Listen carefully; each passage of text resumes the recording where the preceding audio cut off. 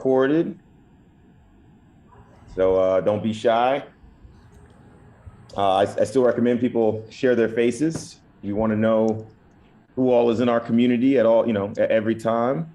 I know it's going to be a lot of returning people from the last meetings. We had a great turnout for the last meetings we've been having.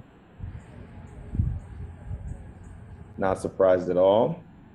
Welcome, welcome. All right. This is going to be a quick tech behind the scenes thing, but I see Dave Dix, our superstar consultant that's been getting us to where we're at as a community. His name on my Zoom says Jose Nunez for some reason. So Dave, if he went through like Jose's link or somebody's link, that somebody like that happened to me with Lisa. Yep. All he's got to do is go in his profile and rename it, and he should be fine. gotcha. There's Okay. like a specific link to I that person. appreciate that. I'll do that now. Yeah. Okay, sounds good. And hey, if it's too much, I see you're in the car. If it's too much, we will make sure to that people know who you are. So no biggie. What's his name? I can rename it for him. What's his name again? David Dix. David Dix. Okay, got it. All right. I got you, brother. Don't crash. Oh, you Already we done. need. It's all good. Right. Yeah, we can't lose you now. We can't lose you now. Not when we're on the victory road right here. That's right. All right. Okay, everybody, we're gonna go ahead and get started shortly. Some more people are coming in, and it's likely gonna be a lot of people coming in as we keep going. This is being live streamed on Facebook.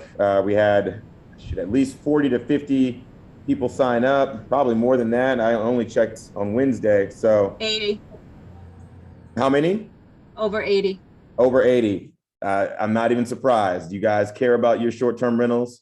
You care about your community. It's only natural. This is really good.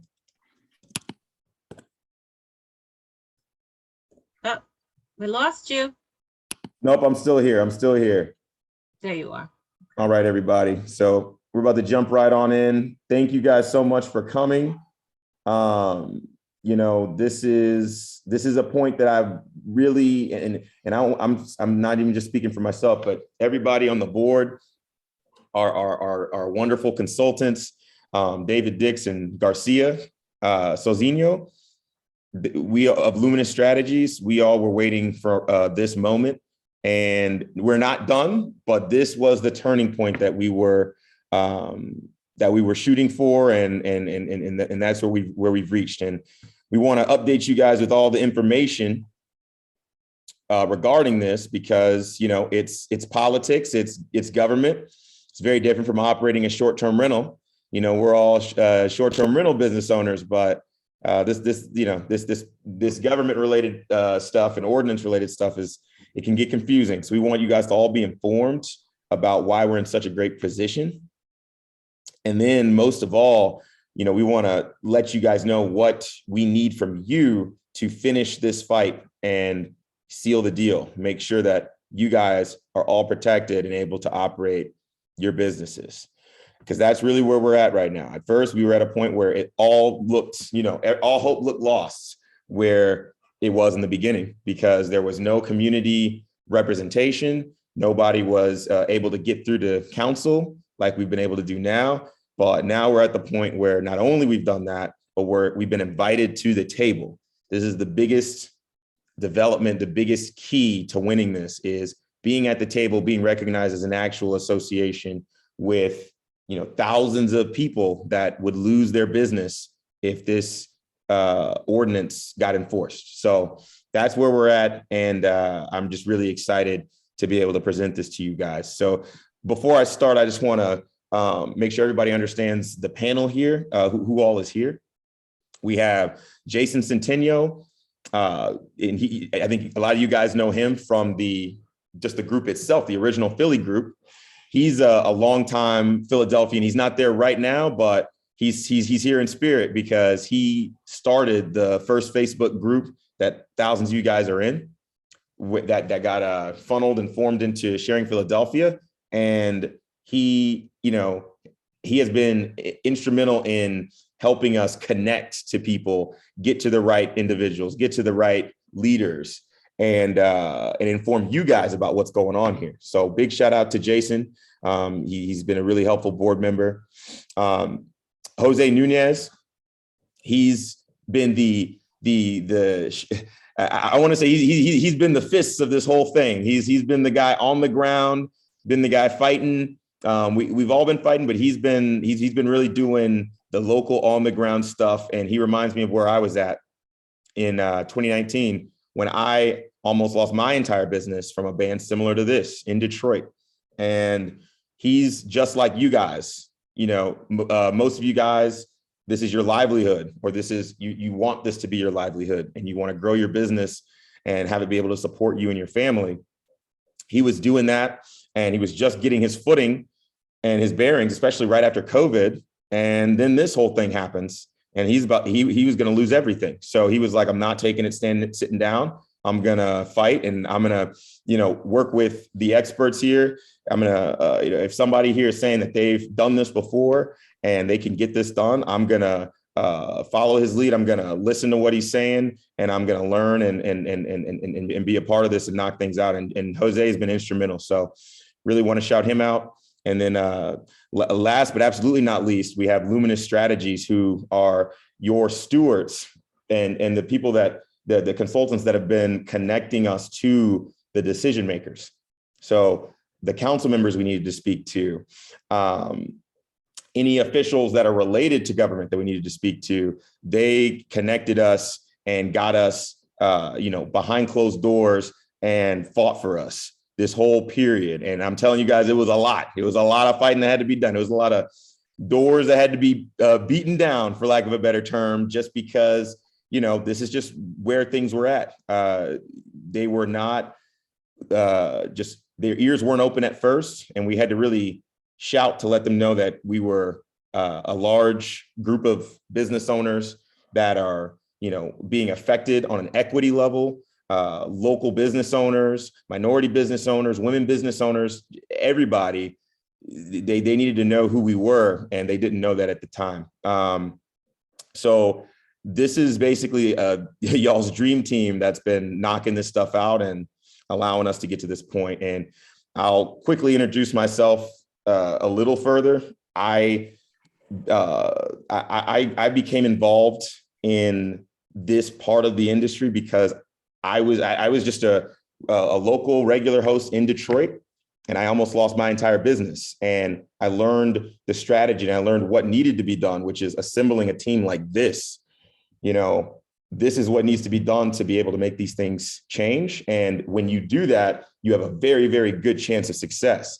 And after that, I went from almost losing my business to getting the ban in Detroit pulled, and completely having short-term rentals be completely legal in Detroit.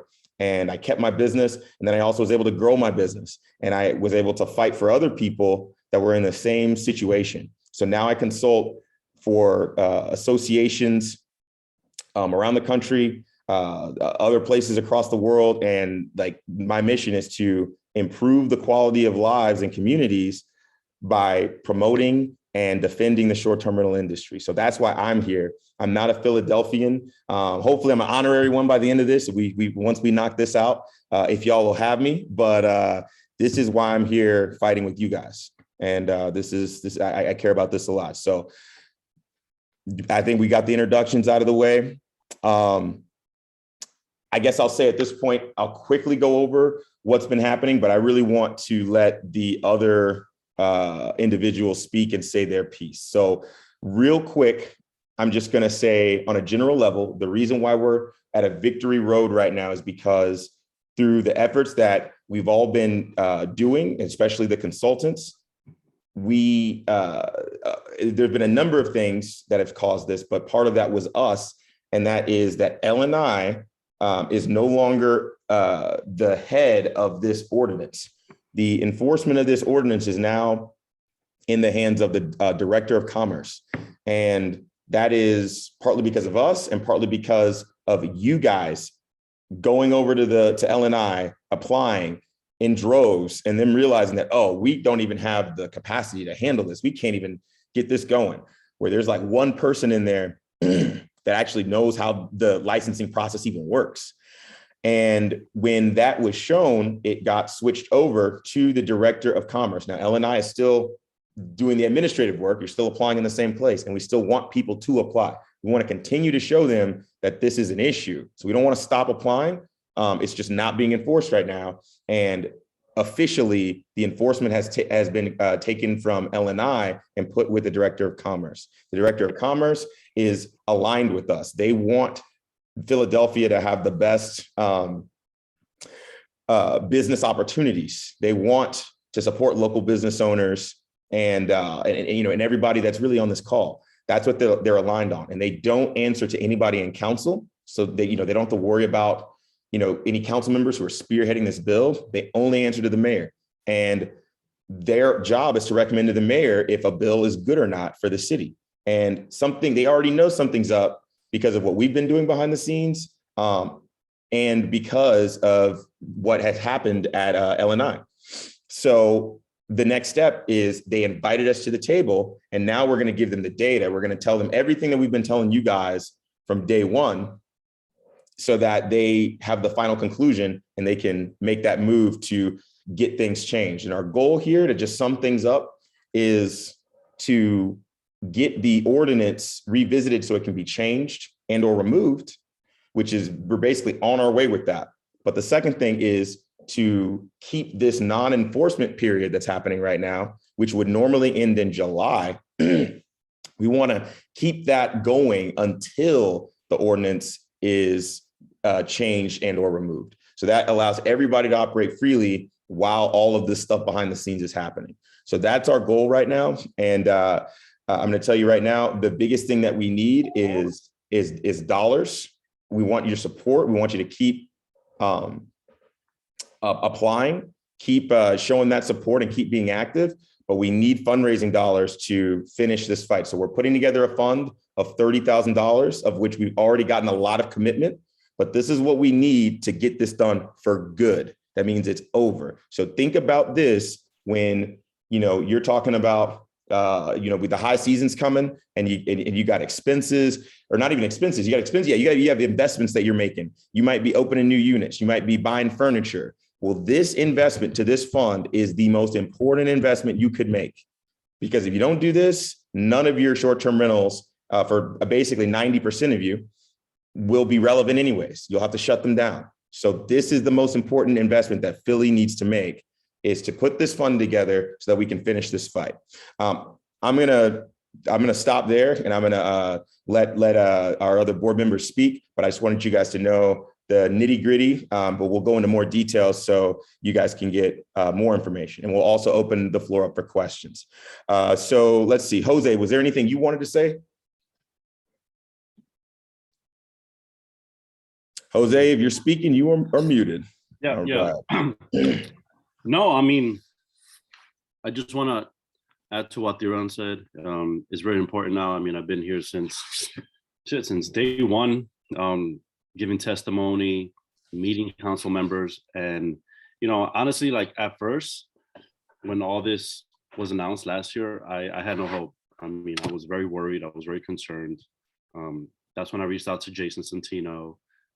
He put me in contact with Theron. And I mean, we've been spearheading this for a while now, having these, meetings all behind the scenes, and, progress has been made. I mean, we told you that it was going to get delayed till July 1st. That happened. And now we're telling you that we being called to the table, and like, this is where we want to be. This is, now our voices are being heard. I mean, I live here. I live in Philly. All my businesses in Philly, and I'm hopeful now. I'm hopeful. I mean, we're there. We have them on their heels, and we got to just keep fighting. I mean, this is like the most important part of the battle now. Like now, we can win this for as many of us as possible. And I'm very hopeful. I'm very confident in Theron and everyone's support. Everyone who's been there, whether you just found out about this now or whether you've been here since the get-go. So let's keep it going. Absolutely. That's what it's all about. And you know, you're hearing it from a local Philadelphian right there. He saw it from day one. He's been on the ground and he's seen all this unfold. So yeah, really happy to have you as an ally, Jose. Jason, was there anything you wanted to mention? Not really, other than thanks for showing up, guys, in force. As you mentioned, I did, even though I'm not physically in Philadelphia anymore, I go back and forth. The whole intention of the group was to fight stuff like this because I saw it coming a while ago. But you and Jose and a couple other rock stars have definitely kept this fight going, and I'm glad I was able to help in some way anyway, the best I could. So yeah, I mean, it is important that we finish this fight because we've gotten, and I mentioned it on Clubhouse, we've gotten way further than we thought we were going to get, faster than we thought we were going to get. And then if there's anything I know, that you lose momentum with these things and it's gone forever, because not only, it's kind of like when you get in a fight, when who throws the first punch, we got to throw in it's like we got to throw the first punch because they were kind of slow. But if we let up now, what's going to happen is it's going to kind of slowly wither away. And then people are just going to take it for granted that it's not going to come back, but it will come back because it's, as always, a revenue sort of grab. And Philly is notorious for just trying to tax anything that moves and breathes. So if you think that our city transfer tax on real estate is bad, you might not want to let this thing slide any further than it, get any further than it already has, or it could be really, really disastrous for everyone. So, and that's just for somebody who worked for the city for 23 years and knows how they work. We can't let them, I don't want to say recover, because it's not like just to get their bearings and get their political sort of teeth back up again about this kind of stuff, because they will, if they see they can bowl this over, they will. So that's all I'm going to say. Jason, you're not there anymore, but you definitely got the experience of how Philly government works. So yeah, happy to have your input. All right, so I'm going to move over to let our consultants, who are the experts with how this whole process is going to go, speak. And I just want you guys to know, again, this is Luminous Strategies. They've been the ones that have been able to connect all of the dots here and have had such an impact. And we're really thankful for them. And the main individuals are David Dix, who's on this call right now, and Garcia Sozinho, who has been just as instrumental. He's actually over in Kenya right now, totally different time zone. So it's been a two-man fight, and I really want to shout him out as well. And I'm just really excited for you guys to hear from the consultants directly, so you guys understand exactly what's going on here, because they have done a knockout job, and they've lined up this road for victory, and all we have to do is walk it, and we're done. Your short terminals will be legal. So, David, the floor is yours. Thank you, Saran. Thank you, Jose. Thank you, the whole team of Sharing Philadelphia. It's been an honor to be working with you. I want to just kind of set some context to say, we were reached out to after the council legislation was passed unanimously. We've been doing our yeoman's job to kind of get them to see the error in their ways, right? Get them to understand that movement that they did unanimously has dramatic ramifications across businesses across the city of Philadelphia. They're listening to that. They're hearing that. I also think it's important that you kind of understand the narrative that's being built around Airbnbs and other places. Shooting in Pittsburgh and other places is not really helpful, right? So it makes cities want to regulate more. It makes them feel like they want to have their hands on Airbnbs as a public safety tool. And to the degree that we can push back against that, Theron, thank you for introducing us to the leaders at Airbnb so we can have conversations with them about how they can comport themselves. And those have been fruitful. Looking forward, everybody said, what I would say in terms that we've been able to kind of right track this thing, get this to a space where we're having real conversation, where we're having dialogue with those decision makers. And I think the biggest decision was a recent one over the last 6 weeks by Mayor Jim Kinney to kind of transfer who had been doing the onboarding of this legislation from L&I to Annette Commerce, the new commerce director. She's only been on for about 2 months. But recognizing this is a commerce issue, recognizing this is an issue that affects business leaders, I think the city has been appropriate to say, let this dialogue sit with those that are most responsible for supporting business. And to the conversation around resources, I think it's very important that everyone on this call recognize that we are fighting against the quote unquote hotel and hospitality industry. Those are the folks that are most adamant about making sure that you businesses aren't able to operate. Those are the ones who have been in front of council and talking about how Airbnbs affect their business bottom line as hotel operators. And they have resources and they're committing those resources to this conversation. So transversely, we have to find a way to have kind of resources follow us as we continue this dialogue. Right now, as has been mentioned, we don't expect for any enforcement, if you will, until July. But the conversations that we're going to have starting in May, we hope to extend that period until the city, we're putting the onus on the city to get their stuff together, proverbially, to understand how this process affects residents and business owners across the city before you put something into effect. And that challenge, again, has been leveled to the commerce director for the city of Philadelphia. So we're happy about where things are. We started late in the process. I wanted that to be also understood. And we're fighting Goliath in the hotel and hospitality industry. But again, having a prominent seat at the table, being a part of the dialogue with the city, and having them recognize the ramifications that come from this implementation is a victory in itself. So we're going to continue to fight the good fight. We're going to continue to make sure that your voices are amplified at this table, and we'll continue to report back on the success or if there's any hiccups along the way. Thank you, Phil. Oh man, see, this is why you need a team, guys. This is why you need experts. We're all about, the short-term rental industry. We know about operating our units and our business to help guests and show them the best of Philadelphia.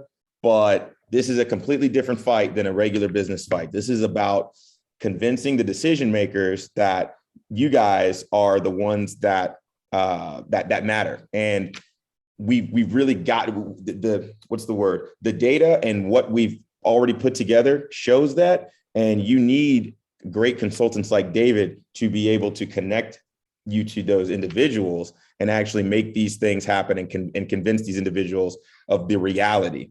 Again, and the beautiful thing about this, and I've said this many times, the way that this was put out, and this is how it's put out in most cities around the world, is that short-term rentals should be shut down because it's an affordable housing issue or a noise issue or like a party issue, disturbing communities, when the data really shows that those are minimal things that happen to a small minority of bad hosts. The good actors, which is, I'd say, everybody on this call, and 90% or 95% of people in the association, you guys are not that. You guys are local business owners mostly. You guys are small business owners. And a lot of you guys really represent the individuals that the decision makers want to protect, but they don't know that. They are now getting to know that because of what we've done and what David just mentioned. So to finish this, we just need to connect with, we're at the table, we need to maintain these connections. And what is happening is this is no longer turning into an affordable housing or a community disturbance issue. This is turning into a local small business issue. This is turning into an equity issue where underrepresented individuals in the Philly community are being marginalized and taken out of here. Okay, especially small business owners. Okay, there's a lot against us right now with COVID coming back from that. Every single market shift, all of that stuff affects us, right? And homeowners as well. Like all of you, a lot of the individuals here, I don't think you guys understand how much power we have with the decision makers. That's what makes this much more of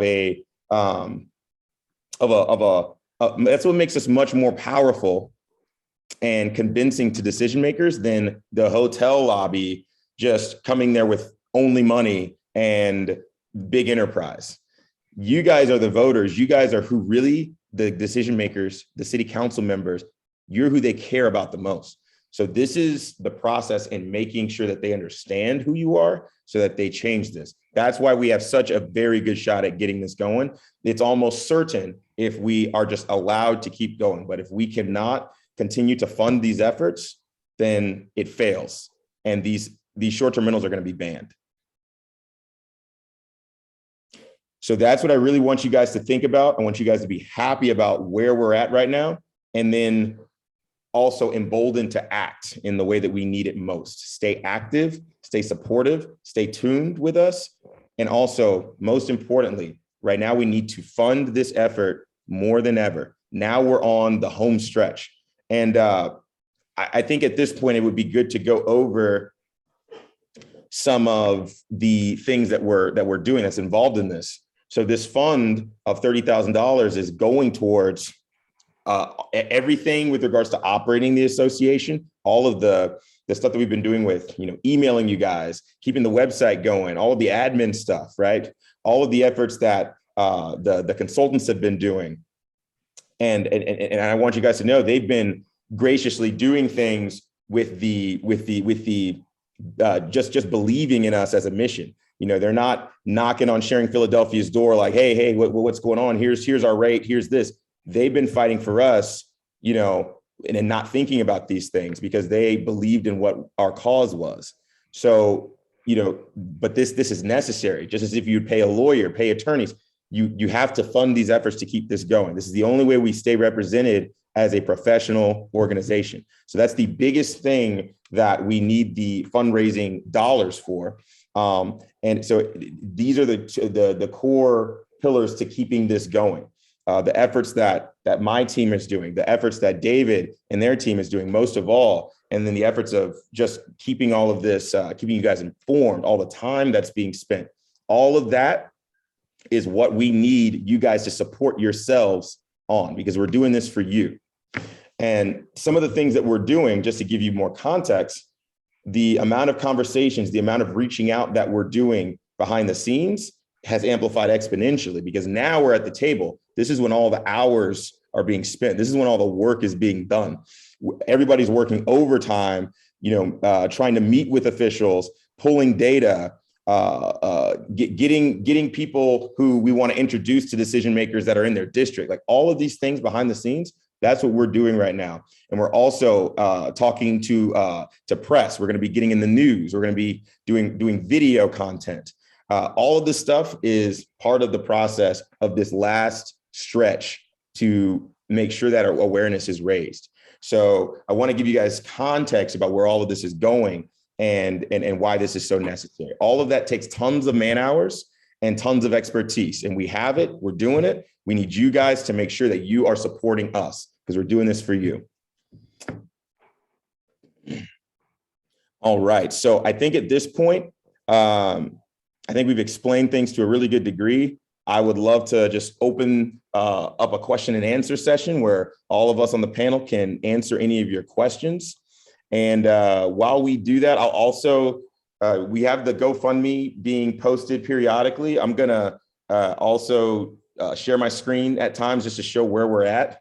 I'd say, so with this $30,000 fund, we've gotten some good commitments of almost $10,000 already, but we need to finish this up. We need to at least get to $20,000 to really make this whole. So people are supporting. We need you guys to finish this up so we can finish this fight. All right.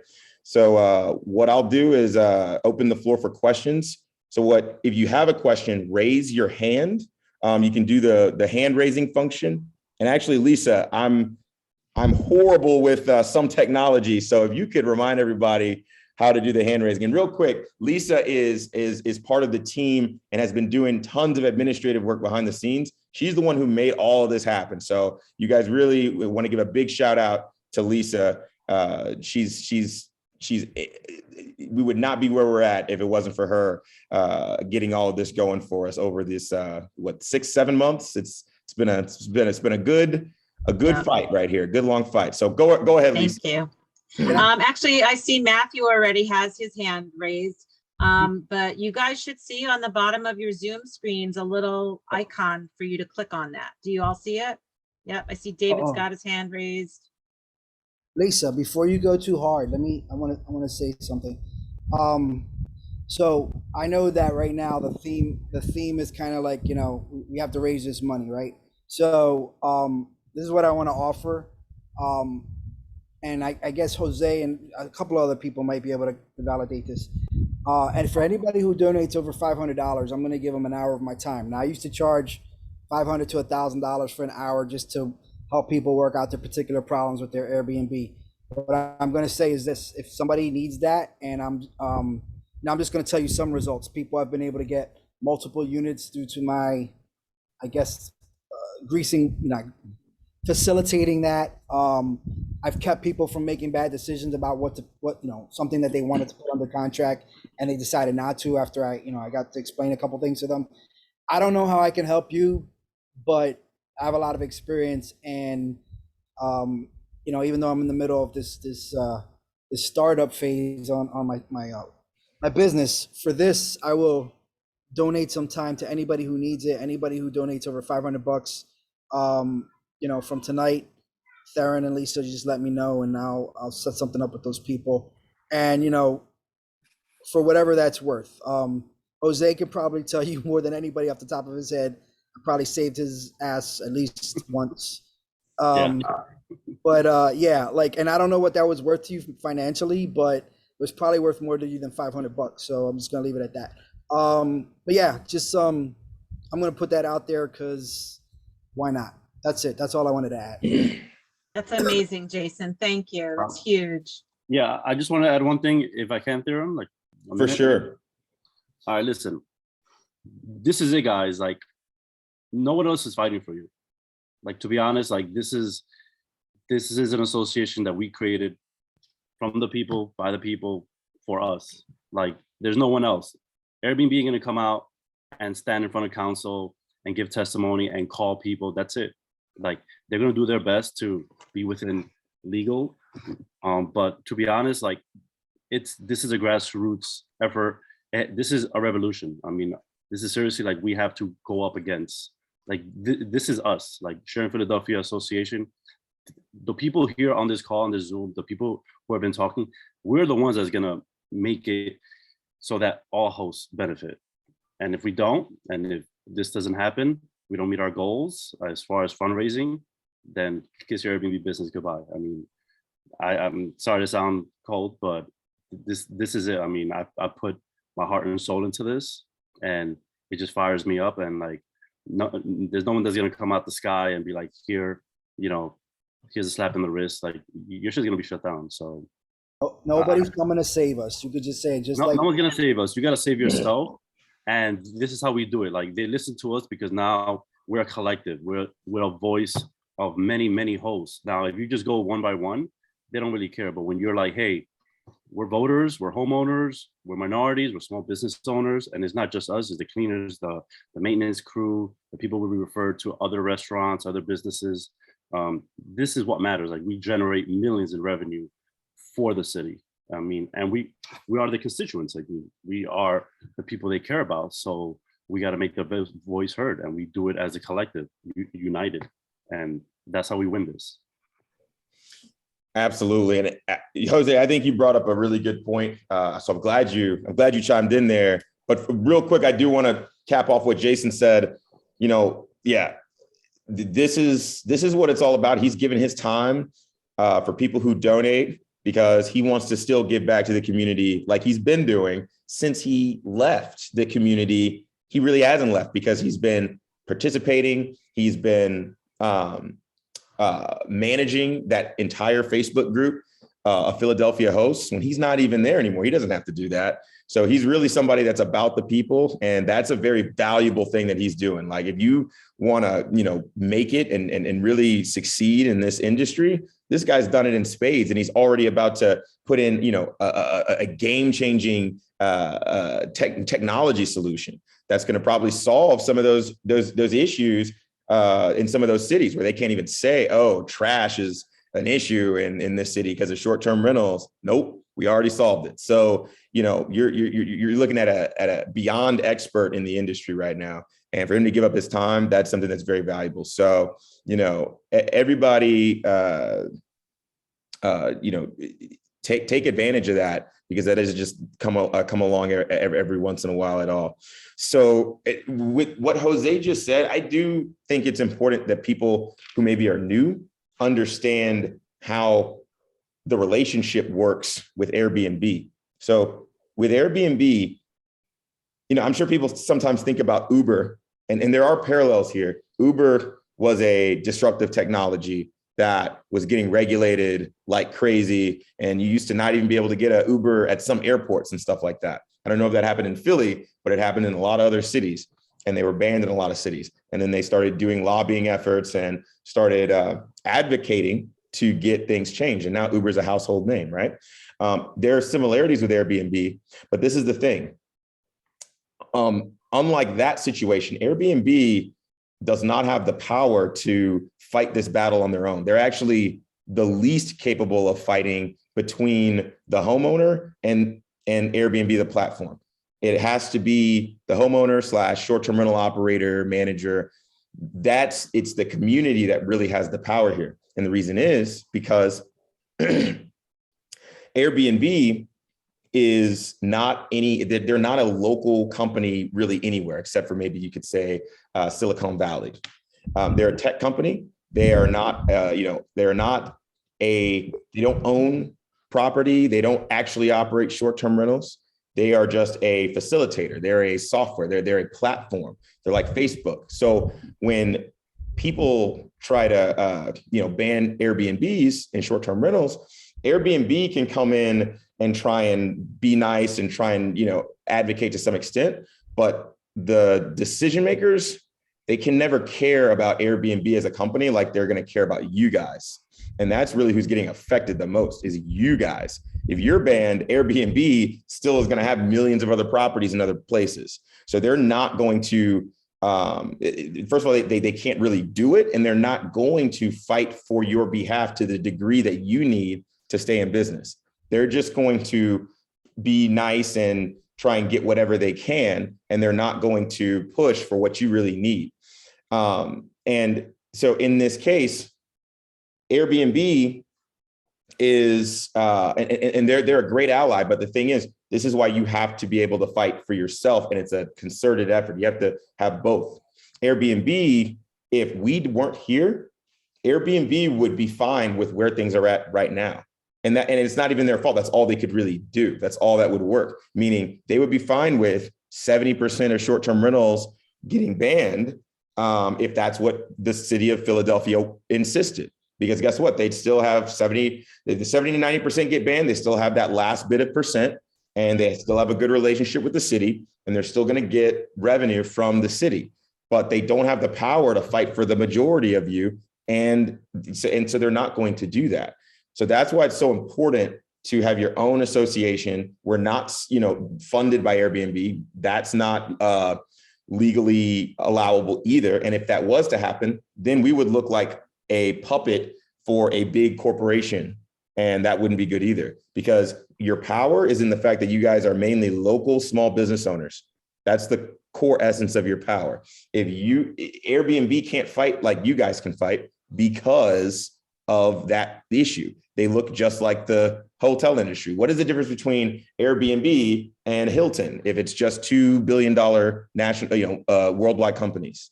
Let me guys that are getting affected. Let me comment on that, because it has something to do with what Kay said. So the whole Philadelphia group started because, well, there were two reasons. One, the other groups that existed were they were weak, soft, politically neutral, whatever you want to call it. And that was one reason. And the other was Airbnb actually did try, and they still have a group where they were trying to engage hosts to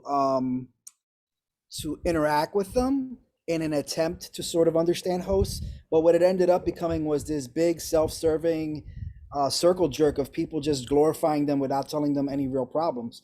And I got sick of that group, and eventually I left that group because it was just there was no solutions. There was just what kind of bowing and scrapey can we do to these guests that are coming in with these random complaints, and it's only gotten worse. So what the power we have is this: Airbnb knows we exist, they don't control us. The city knows we exist, they don't control us because they're not, you know, they're not really so inclined to do it. So we're in a unique position, and I just want to keep that in mind. Like, okay, so Kay, right? She said in the comments, the partying for the host is a serious concern, serious issues with the neighbors, and how do we address that with the city? Well, first of all, the city does not give a crap. They only give a crap about people keep being quiet and how they can send the police to go break up a party eventually. They're not motivated to solve problems. They're motivated to basically keep the peace. And all that means is they don't want to hear complaints. So what's the least amount of work they can do is send some cops when it gets too bad, revert to the bad habits of, you know, oh, this is a civil matter, because they don't educate the police about innkeeper laws or anything like that, the stuff that we know, right? And we've been self-policing and telling, warning each other about parties, the stuff that Airbnb won't condone, or because they'll say, oh, you're sharing people's information. Well, guess what? If you're in my group and somebody tells me that you're a piece of shit party person and I got your name, I'm posting it. I don't care. Why? Because I'm trying to protect you guys. And whether that's good or bad, I don't know, or I don't care. But the point of it is we have the power to do that. And since we're not governed by outside forces, we can do that until, you know, maybe somebody tries to take it further than that, but it hasn't been that. So we've self-policed. We have been able to help other people stop the party, and we've been vigilant, but there's only so much we can do. To that end, when it comes to the city, once this is built and established and we win something, this particular issue you're talking about, the party, two things. Number one, I have a strategy to help with that, but the other, it's going to be threefold. One is getting somebody from the city to tell the police, hey, when we have these particular problems, you need to respond to this differently.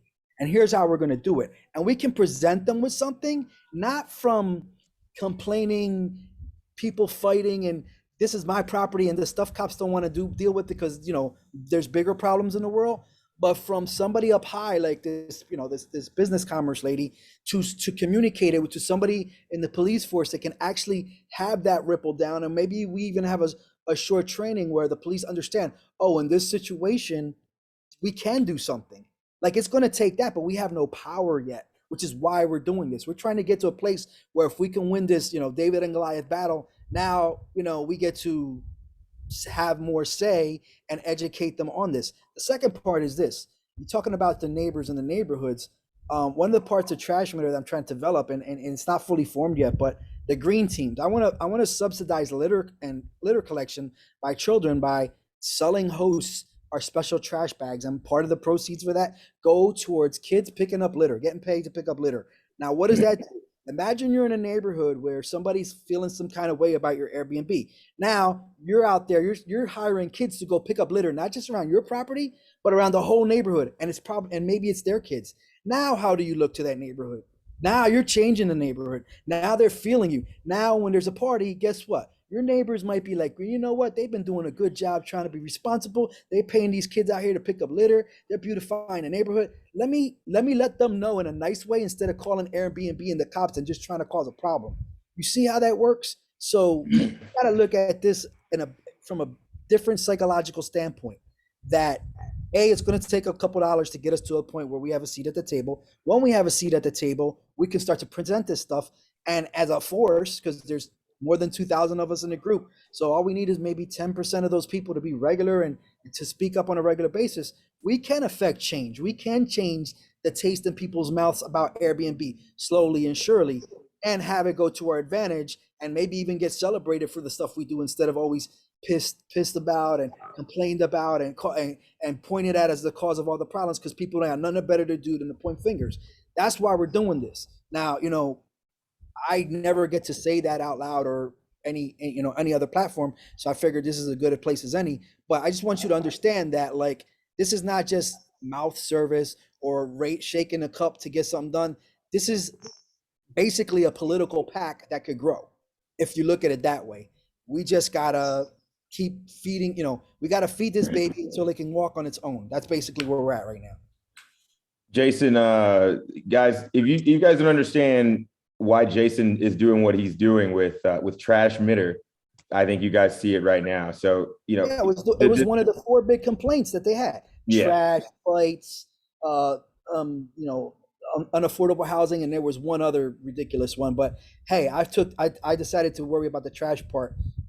Some of us can worry about the other parts. That's what we're working on. So that's the thing. Historically, the industry has helped in other businesses. The industry, the answers come from within the industry, not from decision makers on the outside that are unfamiliar with the industry. So, I think the big key point here, well, there's two points I want to make, but what Jason's point is, and this really shows where the future of the industry is going to go, is we have the ability, and we should have the ability to self-police for these things, to self-administer. We are a tight-knit community. Even before we had Sharing Philadelphia, people in that Facebook group, they would talk about, oh, hey, if a guest violates their rules or is a horrible guest, they'll post on there, oh man, don't accept Jimmy. Jimmy, if he asks you to stay at his place, do not accept him. Okay, like it's the same situation. All of this is a new iteration of the lodging industry, and the answers are going to come from us. And this is where these things are happening, and people are collaborating with government all over the world. So to give you guys an example, Chicago, their association's been around since 2016, and they're already collaborating. They're at the table with the government, and they collaborate to put in new rules and to further things such as, self-administrative activities and things like that. So this is something that's happening in real time. This has to grow as the industry grows. We're new in the industry. So it's not about solving every single problem right this minute. And that's not what the decision makers are really looking for either. It's about having a seat at the table so that we can work on these things sanely and not take out 90%, at max of all the short-term rental hosts. That doesn't do anybody any good. And so that's the future, and that's where these conversations are going to go. But on top of that, we have hard line suggestions that are ready to implement right now. So I'm going to share my screen and show you guys what we've already suggested to City Council that they can implement right now. This is something that happens in other places. So this is something that's been shared with City Council, and Councilman Thomas specifically, who's, just so you guys know, is ready to fight for us because he understands everything that we're talking about. Like, we've already made that impact. And this is a suggestion that we have to change this for the better. So when they revisit this, it would be great to have a 3-strike rule for license holders. First of all, the license is available to everybody, not restricted by zoning. It's available to everybody. But you have a 3-strike rule for license holders that if you have noise violations or trash violations that are really egregious, and you're just showing that you're a bad actor, which I'd say nobody on this call is, then you get your license taken away. Just like in any other industry where you have to uphold a level of standard, that's all that we need in this industry too. And that alone can be something that is easily administered and easily enforced. It's very simple. And that's just the start. But this is something that could be actionable right now, that we're at the table talking to decision makers about right now. The second thing is, with regards to the zoning part, because that's what's banning almost everybody from the industry, is the zoning part. CMX3 is the zone that is allowed for short-term rentals that are not your primary residence. CMX3 and higher. So that means if you're not in the central business district in very specific places, which make up maybe 10% or less of all housing stock, then you're not going to be able to operate unless you live in the property. That's the only way you'd be able to operate. So that's what's so bad about this. The thing about that is, that license is based on hotels. It's not even a real short-term rental license. So what we've already suggested is, hey, make an actual short-term rental license for short-term rentals only, because we're not hotels. We operate in residential areas, and it's a different product. So these are things that have been verified to be workable, that could be doable now. And we've already brought this to the table. So we just need to keep having these conversations we have an easy way to solve this, and it's concrete. It's right here. So hopefully that gives you the overall, the future of where this is going to go, where we can really self-police and things of that nature, but also things that can happen right now that we've already talked about. It's a very easy solution, and it's not banning 70 to 90% of short-term rentals. So I'm going to stop sharing my screen real quick. And I want to remind everybody that if you have questions, please raise your hand and let us know who you want to direct your questions toward, and we'll answer those. Okay. So now's the time to raise your hand. I know somebody had raised their hand and I think they put it down. Go ahead and put it back up. I actually had just been giving a thumbs up to Lisa for all her help, and I think it looked like a hand raise. Sorry. about that. Okay. Got it. All right. So Yeah, shout out to Lisa because she's like the duct tape that holds us together. exactly. It Let's see. takes a village. It does. It takes a village.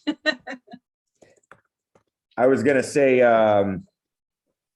I know. So, guys, if you guys have any more questions for our consultant, let us know, because he's gonna be jumping off pretty soon. But he wanted to really make sure that he expressed his like from the bottom of his heart how he felt about you guys and fighting for you guys. So again, guys, this is the time to ask your questions. And oh, gotcha. Okay, so actually, I got the word. He had to step out already, but this is what it's I'm all still about. on. I see that Robert Farley has a question. So I want to Gotcha. make sure Okay, that- Robert, introduce yourself. Tell us a little bit about your business. Sure. And if you can put your camera on, that would be great too. Remember, we're all a community here. We don't need to hide.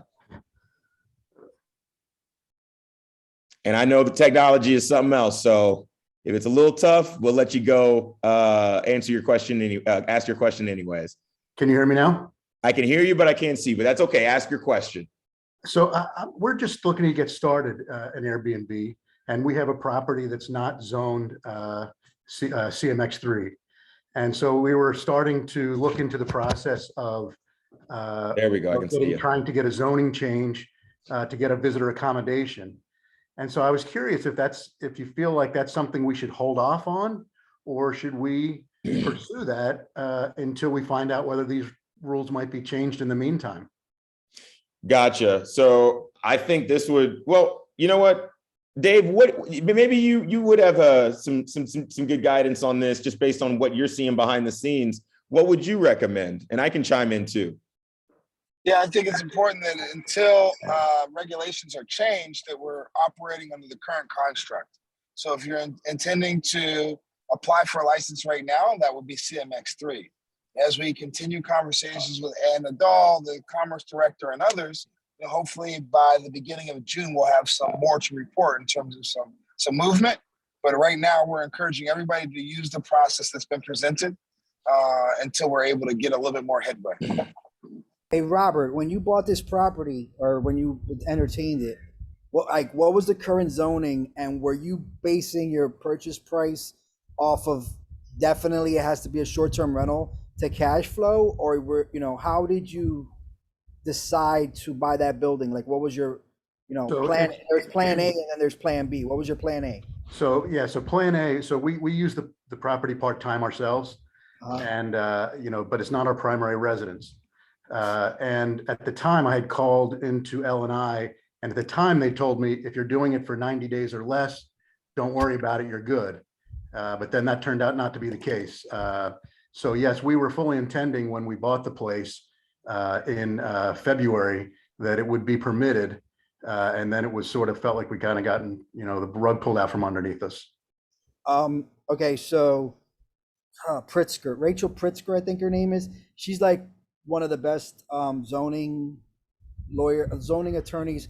But I'll just tell you right now, unless you really got 40 grand and a year and some change to wait, you should proceed as if you're going to make it a long-term rental. And then I'm not a lawyer, so you can kind of take this with a grain of salt. Get everything Pour the water out. get everything that you would normally get for a long-term rental, which is a business privilege license, lead paint, rental license, yada, yada, yada. And then, look at that point, look at it like, okay, can I get travel nurses or people that are over 30 days and just really double down on that, which would give you a hybrid. But understand something, once you're over 30 days, you don't have, none of this applies to you. You're going after CMX3 zoning. I'm gonna tell you right now, one of the major things that makes a differentiator with CMX3 is that they have sprinkler systems. Last time I checked, sprinkler systems were up there, depending on how many stories you had and all that. And if that's an old building and or not new construction and all these other things, like I said, I don't know anything about the building. You're talking major change.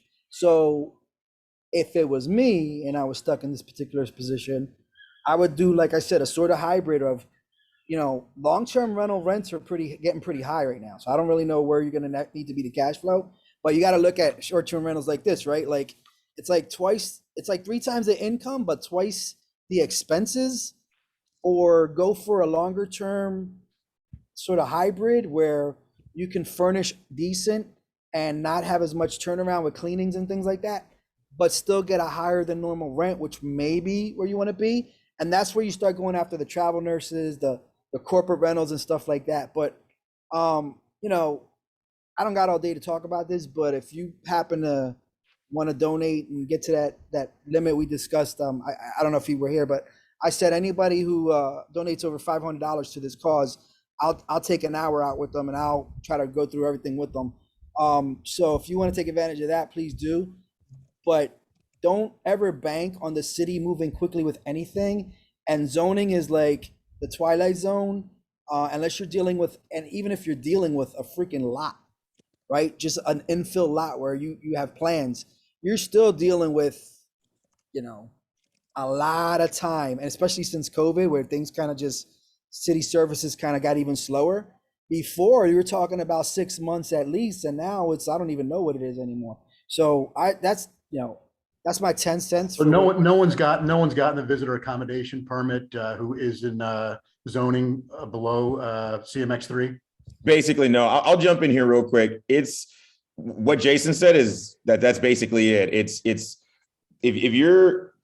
So David was saying, basically follow the rules that are in place right now, because that's what's in place right now. So that's what we would recommend.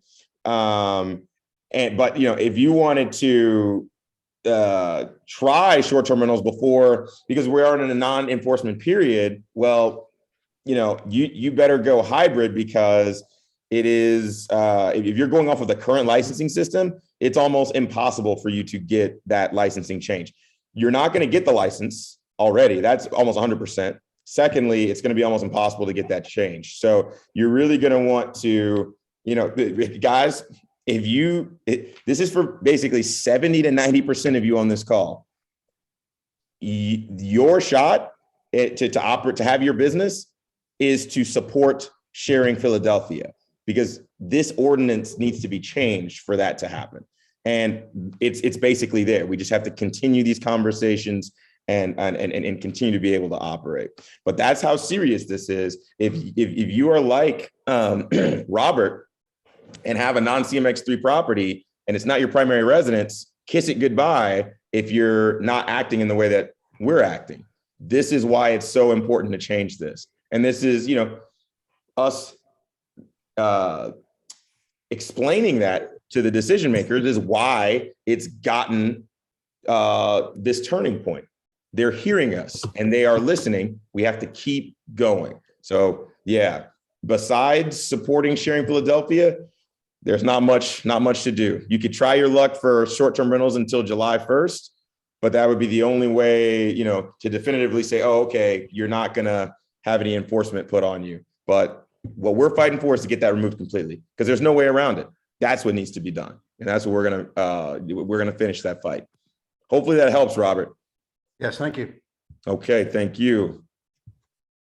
I just wanted to give a big shout out to David Dix. He had to hop off, but like I said, I wanted to show you guys who's been fighting for you guys behind the scenes since December. Okay, guys, we've been knocking down those doors since December, and we've gotten through. We're at the table, so we got to keep going. This is where the most work happens, to just bring this home. and make sure you guys are still able to operate. So let's see. If anybody else has questions, raise your hand, do the hand raise function. And if you're super shy, you can put something in the chat, but we're going to prioritize people who raise their hand. That's how we'll do this. And I also want to shout out Dominique for her $100 donation. Thank you so much. And guys, every bit helps. Don't think just because there is a $20,000 shortfall of the $30,000 we need that your donation doesn't help.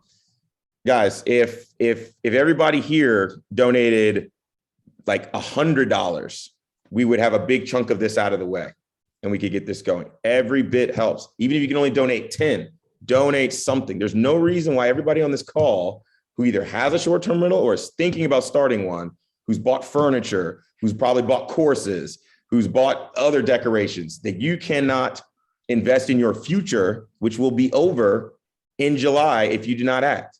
So I really want to, see people doing more donations right now, because you should really be ashamed of yourself if you get to the point where you haven't done this ever, and you're expecting your short-term rentals to still be in business. You clearly are not ready to invest in yourself, and we've done this, what people thought was impossible.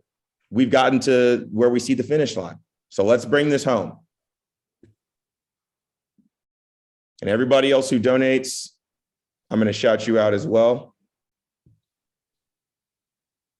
So Maureen asks, if you live in your home and rent for greater than 30 days only, what requirements must be met by July? So Maureen, if you're renting for 30 days, for greater than 30 days, and I think it's 31 or 32, it depends. That's easily findable though. It just depends per city what is considered a long-term rental. They say that is not 30. They say 30, but if you want to be safe on Airbnb, I used to do 32. Whenever you see this was the trick, visual trick.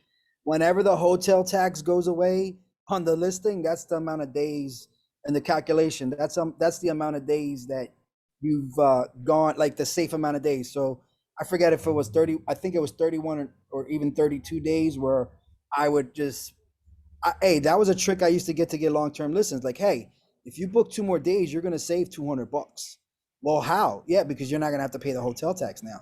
So that was another little, tidbit to help you guys to try to get longer listings, just by encouraging them to stay with you a little longer, because that couple days is $100 payment a couple $100 payment differences to these guys somehow. So I think it was 32 to be safe though. Just sorry.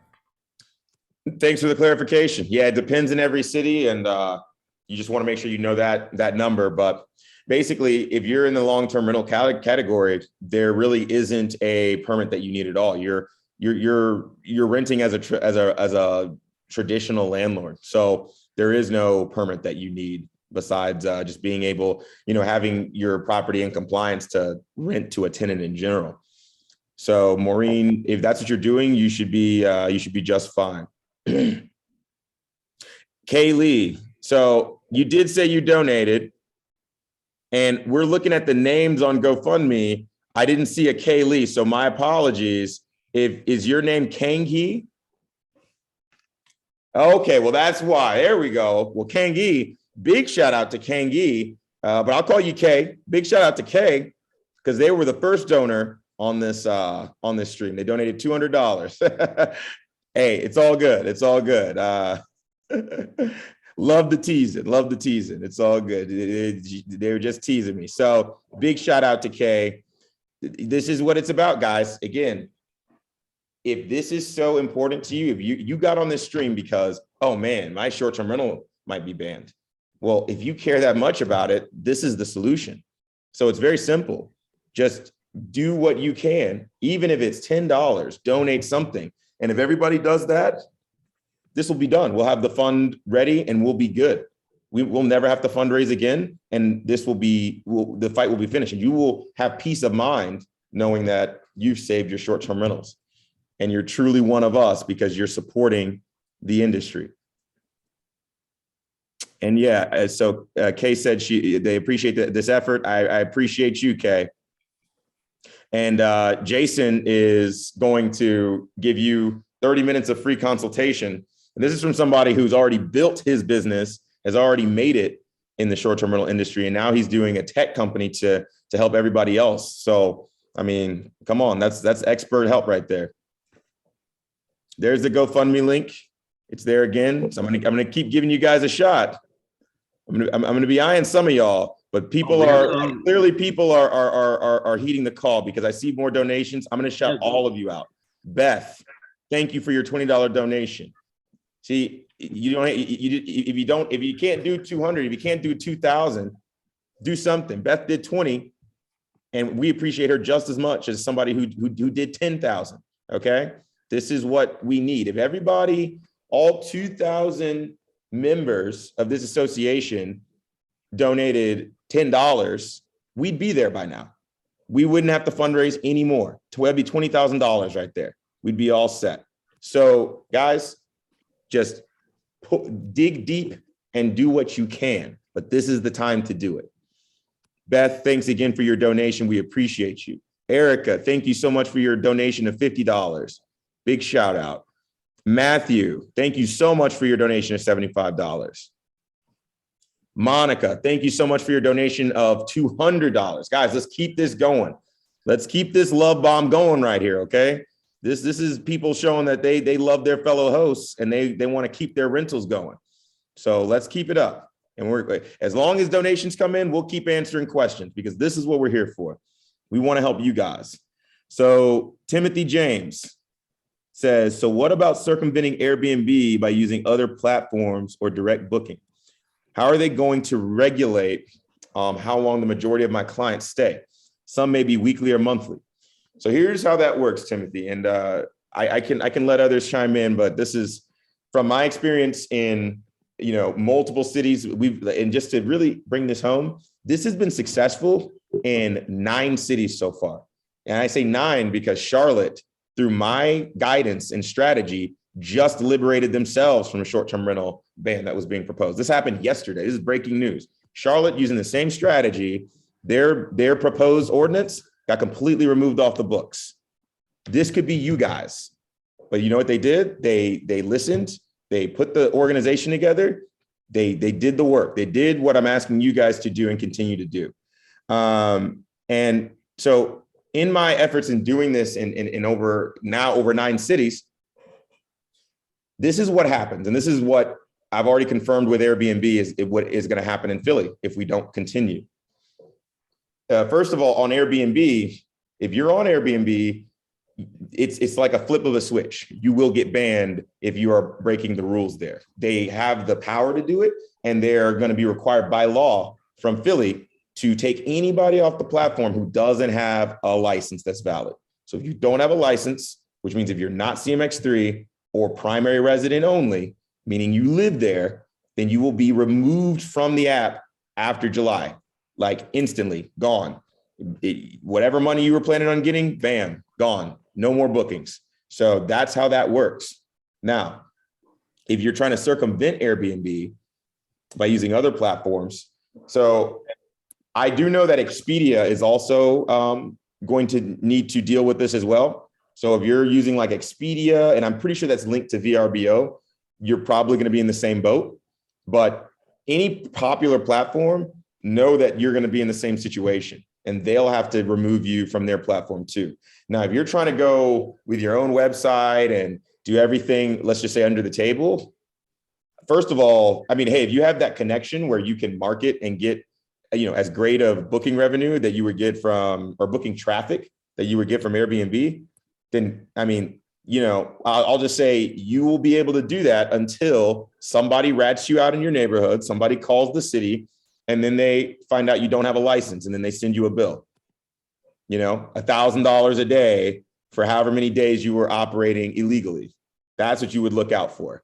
So even then, I find that I'd say maybe 5 to 10% of everybody operating could even do that and be profitable by not being on Airbnb. But even if you were, it's just a matter of time. And that's facts. That's not hearsay. That's exactly how they're going to be doing it. And if they're monthly, you don't have to worry about anything because they're just a traditional tenant. So that's not a short-term rental if it's a monthly, month-to-month book, month-to-month lease. If it's weekly, you will be under the same jurisdiction. Let's see. So hopefully that answers your question there. Let me scroll down real quick. Oh yeah, good intel on Expedia. Timothy, that's what it's all about. And yeah, so Timothy's also in Charlotte. Okay, he has some friends in Charlotte that do short-term rentals. Yeah, you guys are good, okay? Because of what my organization does and our mission, you guys are good. And I want this to happen in Philly as well. Let's see. I want to make sure I didn't miss any other questions, guys. If you got questions, don't be shy. If you better ask me. If you're not asking questions, that means you know everything that's going on and you're donating. Because if you don't have any questions, you know how serious this is. Herb, thanks so much for your $20 donation. We really appreciate it. Jackie donated $100. Thank you so much, guys. I think we're getting close to $1,000. If we can get to $2,000 before the end of this call, I think this will be a really good dent. Again, every little bit helps. I think we're almost past the $1,000 point. Let's raise $1,000 more, guys. This won't be hard. We have 31 people on the call right now. Let's see. If everybody, how does that work? I don't feel like doing all the math right now, but I think that means if everybody donated $30, that means $1,000. Lisa, you know, you can check me on that if you want, but I'm gonna call it like that. If everybody on this call can't donate $30, I wonder if some of you guys really either are short-term rental hosts or would be, you know, prepared to be in this industry, because you're gonna have to spend a lot more than that to start your short-term rental. If you can't spend $30 to save your city, I don't know. I really can't relate to you. I really can't. I've been there. I've had to come out of my own pocket like 5 figures just to have a chance at saving my short-term rentals. And when it happened in Detroit, where there was nobody to help me. And then I learned the strategy, and now I'm bringing it to you guys. You guys have a proven way to get out of this. If you don't support it, then it's just not going to happen for you.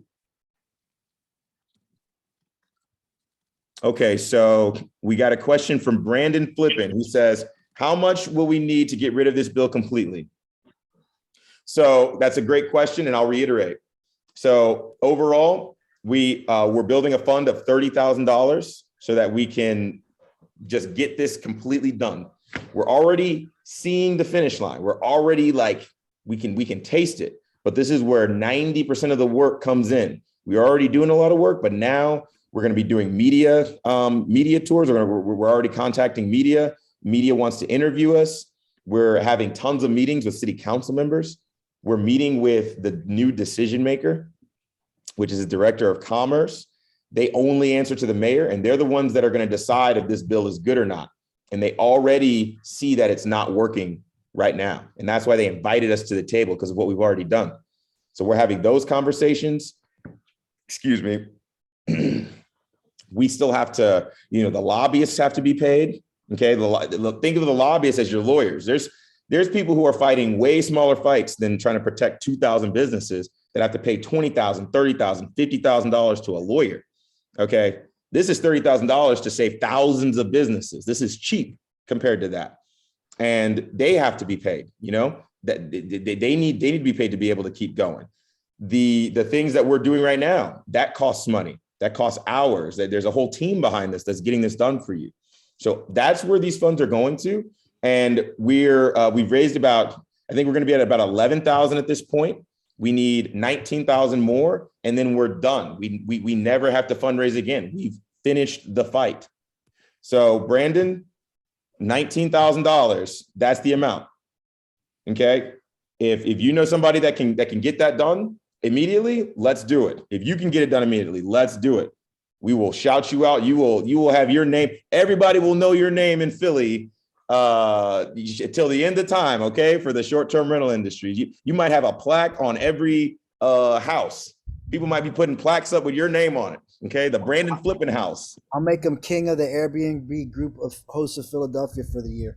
Exactly. Look. Brandon flipping. If They get you a do belt. I'll even get him a $19,000, belt. you stay in Philly for free. I can tell you that right now. I bet you everybody over here.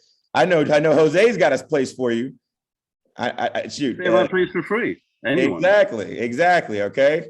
But and this is the thing. We're not expecting it to be coming from one person. This is a group effort, but everybody has to dig deep. So Brandon, if you can do it, do it. If you know somebody that can do some of it, do it. This is how we get this done. We got to spread listen, the love. Listen, if you guys look, I know that maybe people don't have money, like, or whatever. We've all had to be creative, okay? So if you happen to know anybody or have some really good ideas on how, raise $1,000 for this thing, if you do this, that, or other, you want to do a bake sale, you want to sell something special, you want to give away consultation hours, whatever you got, man. It's not just about like, we need resources, and not, resources don't always mean dollar bills. It could be something that people would pay for. And if you got some kind of talent, you can do photography, donate a session, whatever. If you got that kind of idea, or you got that, you would like to do something along those lines and help us convert that into, something towards this effort, don't be shy. Announce it in a group, ping me, message me or Jose or somebody. If you got an idea and you want to try something like that, look, we'll put it out there, because at the end of the day, sometimes it's like, some people don't see what's in it for them. Like, they don't like the hard sell. They don't like to be nagged, whatever. We get it. So sometimes you got to be a little more creative and speak to them on a different level. And sometimes, like I said, that could be baked goods. That could be smoked goods. It could be whatever. The point is, if you want to help us raise some money, however you want to raise it, that's cool too. That's how this thing works. We're all in this together, and don't be shy of suggesting ideas like that. Is all I'm saying. Yeah. Hey man, listen, I'm here. I'm on the ground. I'm in Philly. Anybody want to meet up on this chat, on this Zoom call? I'll meet up any day, anytime. Like, I'm here for you guys. I mean, I just donated. I've been donated since the beginning. I'm already in there, with a comma figure, but I don't complain. I mean, I donate my time, my effort. I mean, because I care about my business, but this is more to do with like your rights. This is like, who's to tell you how you should earn your money with your own property or someone else's? Like, this is the government infringing what they always do. Like, hey, Jose, the small guys making little side money. So Jose, let's sell some pastelillos. let's do it. Empanadas, man. I'll sell some empanadas in the corner. Let's get some coquito on the street. But like, serious, like, There we go. Look at it like this. If anyone here donates in the amount of one day of a booking, one day, a weekend, you should get at least $100 for a weekend booking in Philly. That's it. Just one. And that's it. We got this. Yep. You're booking this weekend coming up. If you give that to the cause, this ensures that you'll have weekends forevermore. But if not, you only got until July for your weekends, and you might as well just pack it up. High season, May 13, 14, 15, those are high days. I mean, half of those, that amount, something, $5, $20. You should do it so you don't have to sell that furniture that you went and paid $5,000 for. Now you got to go pay movers to get it out and sell it on Facebook Marketplace. We're trying to save you guys. You just don't understand. The movers will cost more than this. Exactly. The movers. Yep. Guys, I got to interrupt real quick because Jacob's just dropping bomb after bomb right now. So Jacob just says he donated and will again. Let's go. Let's go. He said it in caps, so I had to say it like that. Jacob, let's go. We appreciate you. This is what I'm talking about, guys. Thank you so much, Jacob. Thank you for donating again. We're refreshing. We're trying to see what your donation amount was so we can shout out that amount and everything. It hasn't popped up yet, but thank you, Jacob. We're gonna keep tabs on that. This is what it's about, guys. And I want to say this too. I hope this has been informative. This is not, we're doing this. We're just telling you the urgency of the situation. We don't want anybody to feel, a certain kind of way. And I don't see why they would, because all we've been doing is providing you fantastic value, making sure like none of this would be here if we weren't doing what we were doing right now. So, we're doing this to help you. But this is serious. If you're feeling bad, if you're feeling weird, solve it, donate. That means that something's not right. It means like, dang, okay, yeah, something's not right. You're about to lose your business. So you have to take that in your own hands and donate. So if you're feeling bad, if you're feeling uncomfortable, it's because it's an uncomfortable situation. Don't forget that they are trying to shut you down. You should feel uncomfortable. And, anything you can do, that's what helps. That shows that you're a part of us and you actually care about this industry and your own business. Now, what I want to say also is what this is a collective effort. We have 2,000 members, okay, 2,000 business owners that are being, most of them are being affected. If you guys can share this to 10 people, and I don't even mean just hosts, share this to 10 of your friends on Facebook. Share what's going on to the regular folks, to the people who are just, just regular citizens, Airbnb guests. Like, that gets the word around. All of that matters. So if you donated all you can, if you truly have put your last penny in there or whatever pennies you can put in there, what you can also do is let other people know to donate too. Like, I think we had at least 100 people going in and out of here. If we get all of them to spread the word to just 10 other people, that's 1,000 people. Okay, I got that one right, Lisa. I knew that math right there. That's 1,000 people. That's what's going to help more donations come in so that we all can be saved. So, donate and spread the word. All right. If you've given your last dollar, I understand. Spread the word so that everybody else takes responsibility and can donate as well. This is how we get this done. Okay. If anybody has any questions about how to spread this, if they need material, look, you have, we're going to have this video that's going to be posted. You have the GoFundMe link. Send that GoFundMe link out. Put that on your timeline. Everybody on here, you could put this GoFundMe link on your timeline and say, hey, save the short-term rentals in Philadelphia. That's what will get this done. So just spread the word, guys. And this is also going to help us get where we're trying to go. So let's see, Ramses. And by the way, Ramses, if I didn't shout you out already, let me shout you out because Ramses donated $100. Thank you so much. Yeah, let me shout out some more people because we got more donations. Jose, thank you so much for your $225 donation. Jason, I think that's somebody. I mean, I know you were talking 500. He's done the highest one so far, 225. If you'd be so gracious, maybe Jose could be helpful too. Can I get a few minutes, Jason? I was about to say, if this is Jose Nunez, it's me, man. You know what? Someone I take that back. I take that back. Jose just gets 15. He takes up too much of Jason's time already. I dare someone to beat me, to donate more than me. I mean, look, guys, July 1st comes. Do you want to remember this day as like, man, I could have done something. You don't want to have a regret like, I just stood there, just nothing happened. I just sat back and another thing just happened. They just did this to us. Poor me, pity pee, poo-poo, poo-poo pants. But you got to say like, hey, at least I made an effort. At least I gave something, I could have given more, whether it could be $20, but hey, I contributed to a cause that I believed in. Instead of just like laying in the back and just saying, let's just wait and see.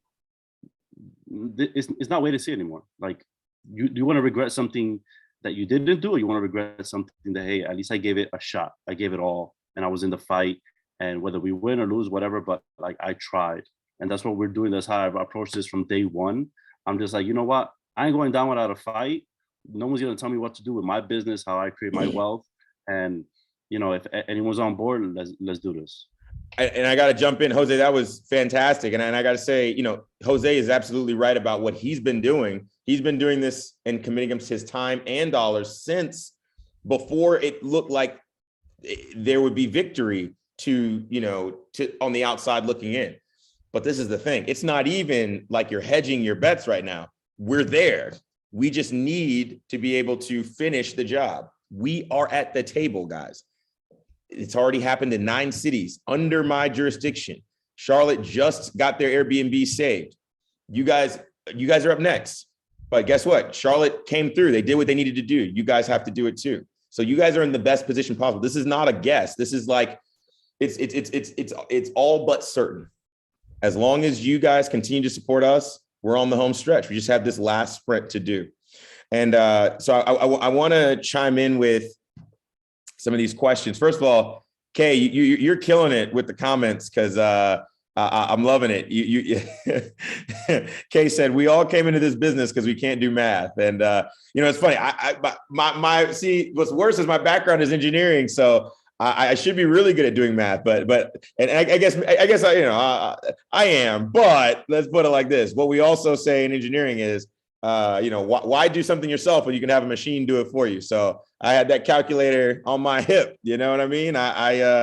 So I don't have to do times tables in my head at all anymore, and it definitely shows because I'm not adding it all up right now.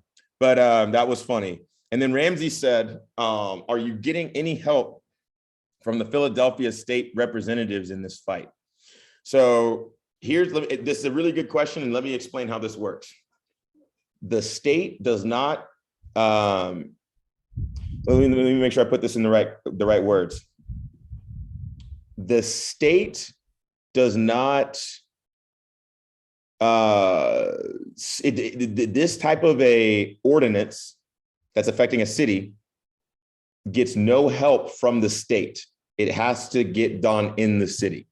So state representatives have no sway or influence over cities and city council in terms of trying to block their ordinance that they're putting into play. But let me explain a very likely trajectory of how this stuff will work. So we're already at the home stretch for Philly. And really the only thing that we need to do is just win this in Philly, and then you guys are good. But let me tell you the icing on the cake. And this is what happened in Detroit. Okay. And this is what happened in, I think it's like 5 other states now. When they stopped the ban in the main city. So we're going to go with Detroit. When they stop the ban in the main city, then what happens is the state takes notice. And then what they put in is what's called a preemption bill. And what that means is it stops bans on short-term rentals from being possible in the state. So what happened in Detroit is they stopped the ban in Detroit. We did. And then the state basically did an alley-oop and was like, okay, this is what they decided in Detroit. Well, we've been thinking about where this verdict should be on a state level. So what we're going to do is we're going to put in this bill so nobody could put up a ban again. So that's where the state comes into play, but you don't need the state right now. And as long as you get this ban pulled, you're good. But that's likely what will happen. It's like a domino effect. The same thing is in the process of happening in Florida. That's what they're discussing it over there. It already happened in Arizona. It happened in, I want to say Ohio as well. I think they're actually working on that in Ohio, but that's basically how this stuff works. It's a ricochet effect. So Philadelphia is an important city, of course, So if Philadelphia makes their stand on this, then it's going to go to other places. And like the consultants were saying, Pittsburgh is proposing an ordinance as well. And guess who they're looking at? Philly. That's who they're looking at. So when this change is made in Philly, that's going to also help Pittsburgh. And, if it ain't just the cities, it's going to be the state that also is going to be like, all right, we're going to make it to where this can never even happen again, because the verdict has been shown about like where things stand in these cities. So that's really where the state comes into play. They don't come into play yet. That's like the icing on the cake. So hopefully that answers your question, Ramses. Let's see. Okay, Jacob just posted in Facebook group. Oh, yeah. So Jacob said make a WhatsApp group with updates. So really, we've thought about this heavily. The best thing to do is to give updates via email. That's really the best thing. For guys that really want to be involved, there is like a little bit of when I say inner circle group, these are people who are involved, they've donated, and they really want to just know and try and have access to just understand what's going on. We could possibly invite you to that, but I'm gonna tell you right now, it's not like extra stuff's happening in there. It's only if you want to really be participating, like Jason and Jose, the people on this call, putting stuff together, or really donating big so that we can get this done, then that's something that could be done. Jacob, we appreciate you. And it sounds like you want to be really involved. So stay in touch with us, and we'll definitely work with you on that. Jacob also said, Theron, how much is the highest bid in the GoFundMe? So the highest bid in the GoFundMe is $1,500. There you go. Yep, $1,500. So I'll tell you right now, Jacob, I'll put you in the group right now because I know you're not going to spam the chat and be a bad asset. You're going to be somebody who really wants to be involved. So Jacob, I'll put you in that chat right now. If you make that donation, we'll get you in there. You're clearly one of us. So thank you so much. And this is everybody who's donating. You are one of us. You meaning you are somebody who cares about the industry. So I just really want to thank everybody who's donating so far. But Jacob, that's your challenge. The biggest donation is $1,500. Oh, and let me say this. The donation came from a STR celebrity, we'll call it. And he's a good, I just happen to know him really well. His Sean Rakijic from Airbnb Automated is the person who donated $1,500. And he's not even in Philadelphia anymore. And he still cared enough about you guys to still donate that $1,500. So Jacob, you will be the #1 celebrity if you donate more than $1,500. That goes to anybody. So Airbnb Automated donated $1,500. Who's willing to beat that? Okay.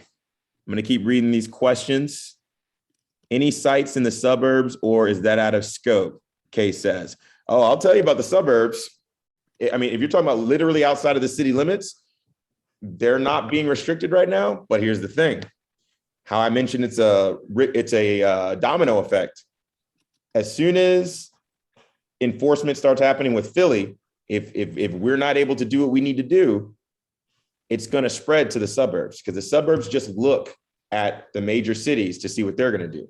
I'll give you another case study. Back in Detroit, Detroit was proposing these ordinances, and it caused other cities in what's called Metro Detroit, right outside of the real Detroit city, to start proposing ordinances too. Luckily, we beat that ordinance.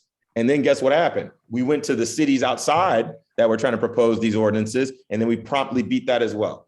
So all of it comes from a main city. So if you win in the main city, you're good in the suburbs. You can do the same thing there. So that's why it's so important to get this going now. Kay says, if I get a 3-month booking, I'll donate 1K. All right, Kay, I'm holding you to that. I'm gonna, hey, look, I know a bunch of people all over the industry. I'm just gonna ask all my mastermind groups and be like, hey, who has who y'all got any guests that's trying to travel to Philly? Let me know. Here. Go to this listing right here. Yeah, the one that says Kay Lee. Go to that one. 3 months only. 3 months only. I'm gonna hold you to it, Kay. Hey, you know, right. Hey, look, if I could bring you a booking, that helps you and that helps everybody. So that's good stuff.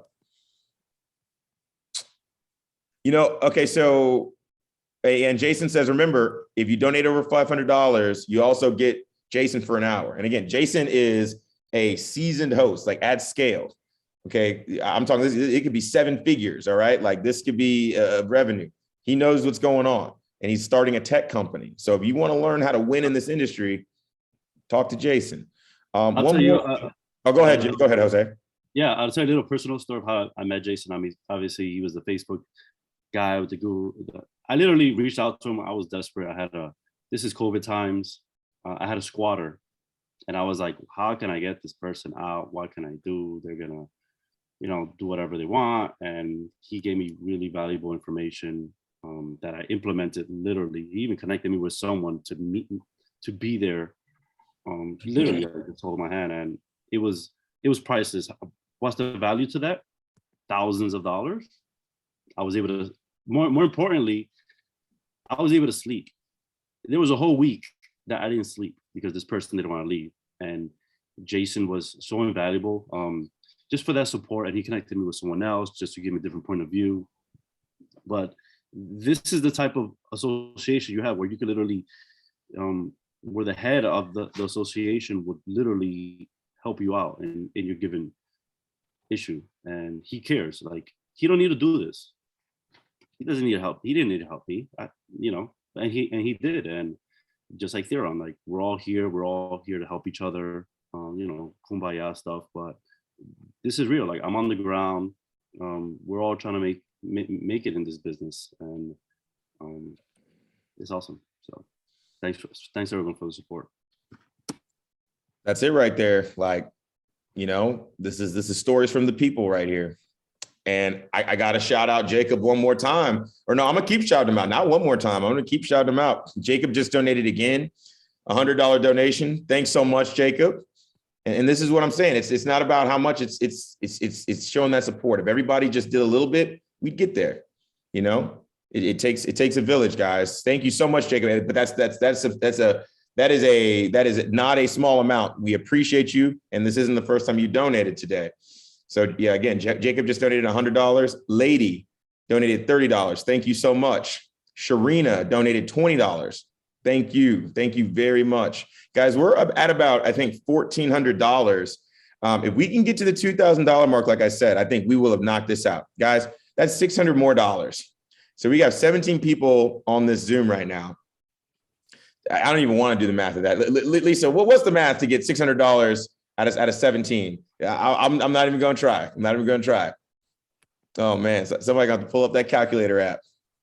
Wait, ask me that question again. What's $600 divided by 17?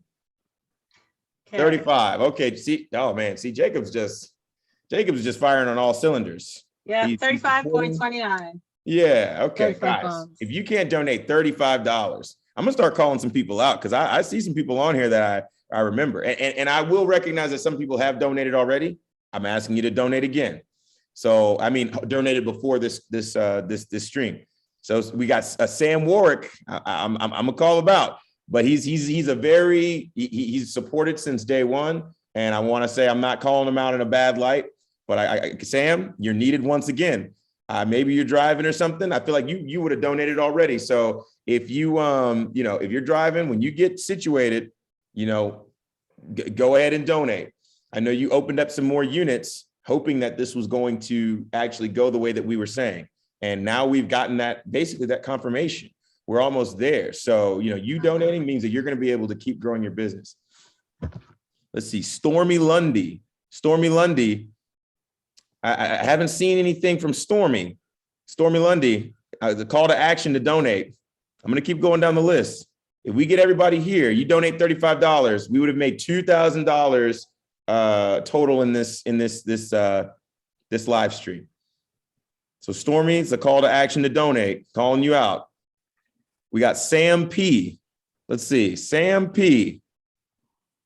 Nope, I don't see a donation. Sam P. calling you out.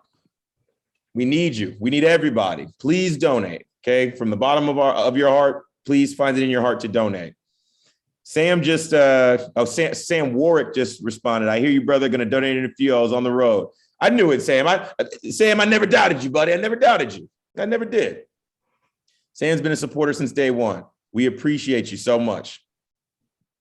Ricardo Rodriguez. What's going on, buddy? Ricardo, I don't see a donation. Yes, he just answered. You just answered. Okay. His wife, Lady. My wife, Lady. Okay, Ricardo. All right. There we go. All right. That's beautiful. That's beautiful. If you can't donate yourself, get your wife, get your husband to do it. Exactly. Ricardo is a true MVP. He was like, you know what? I'm not doing this donation right now.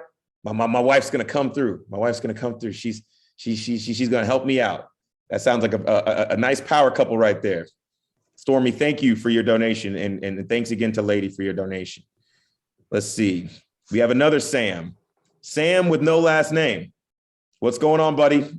Have you donated yet? We need you. We need your help. $35.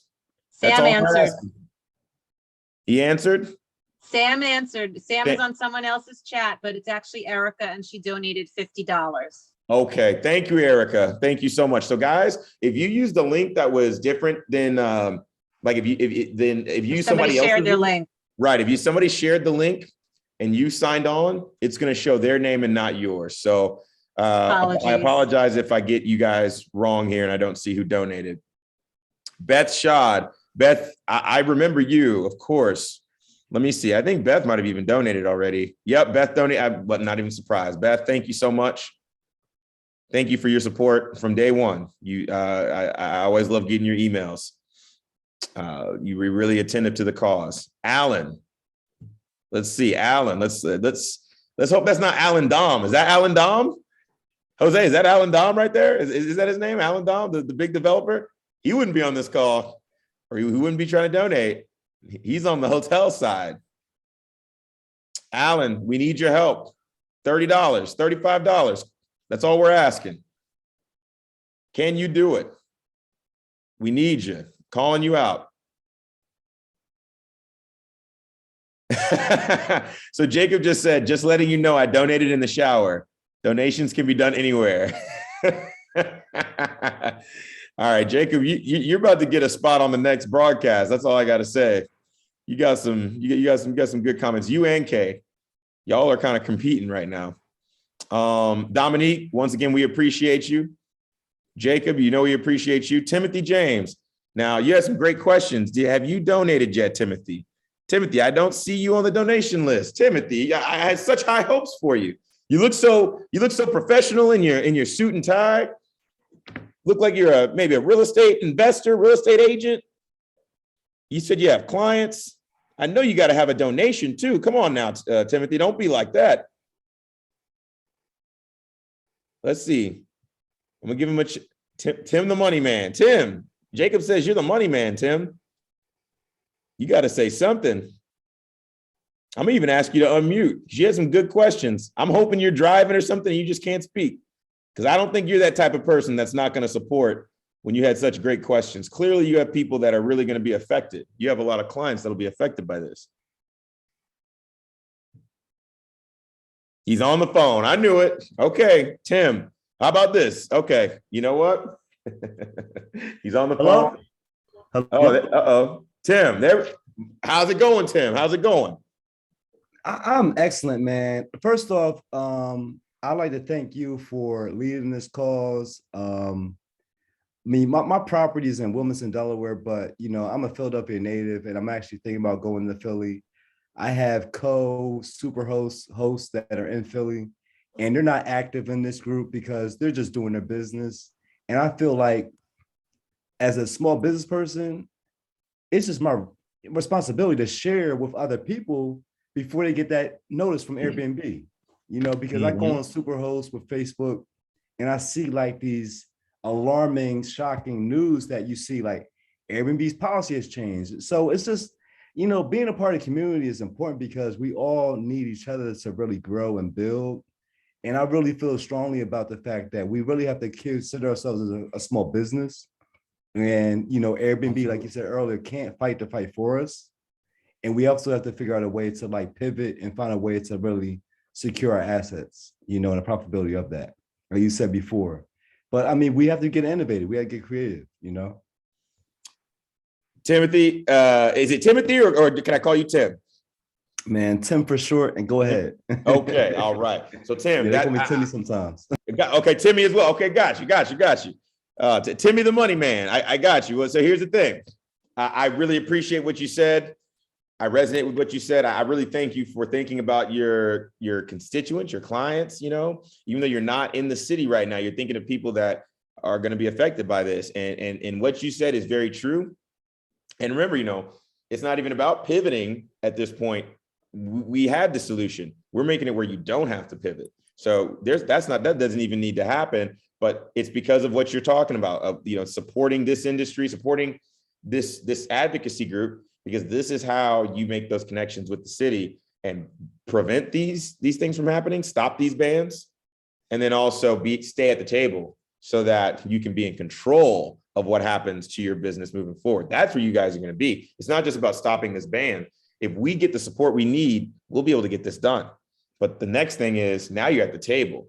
Now you get to have events, have discussions, have collaborations with the city and Airbnb.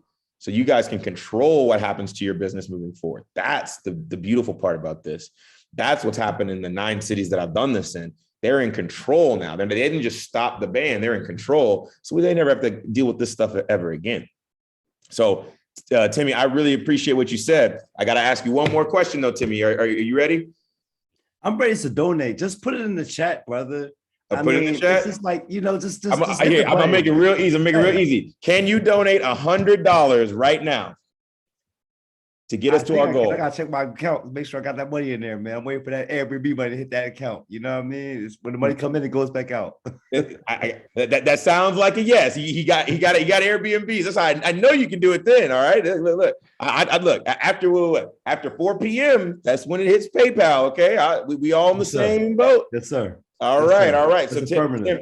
so so I have you on record as making that commitment. Yes, sir. Oh, Timmy, I appreciate you. I'm gonna note that. Look, I'm taking your word for it. We're gonna talk behind the scenes. I'm a No, message. of course. No, but And this is the thing. you know, it's really important to really understand the really importance of being a small fish in a big pond that's collectively big, making big strides, you know? So yeah, every dollar counts. And I really believe that. And I thank you for really pushing that because it's important, man. Yeah. Timmy. Listen, we're all Thank small fish, but you know, we're little piranhas. Just say that. Oh yeah. No, we're the more powerful. Like, I'm sorry, I don't want to cut you off, Jose. I just gotta say this real No, quick. go ahead. I really like what Timmy just brought up. The thing is, what we have to realize in this industry is that we look like the small fish, but we're really the big fish. We really are. I'm not just saying that. That's the only reason that this strategy has succeeded in 9 different cities. That's not luck. It's not even David and Goliath where you get a lucky shot. It's because you guys are really what the decision makers care about. City council cares about you guys, not big corporations and big business. Yes, they could get some kickbacks from them, but y'all are the people who vote for them. Y'all control the public, meaning if it's publicized that you guys are getting marginalized due to their policies, they don't want that at all. They want none of that. They know they're not getting voted for again, at the very least. And these decision makers, a lot of them genuinely care about protecting. That's why they got into politics.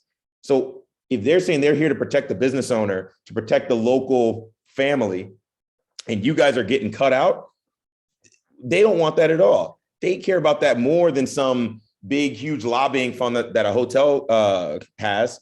That looks way better to them. That looks way better to them in the public eye. That means they're going to get voted on again. They're going to get reelected. These are the things that are powerful. It's not all about money. Okay, this fund that we're putting together, that's small potatoes compared to millions that are spent on it by other industries. The reason we're winning is because they care about you guys.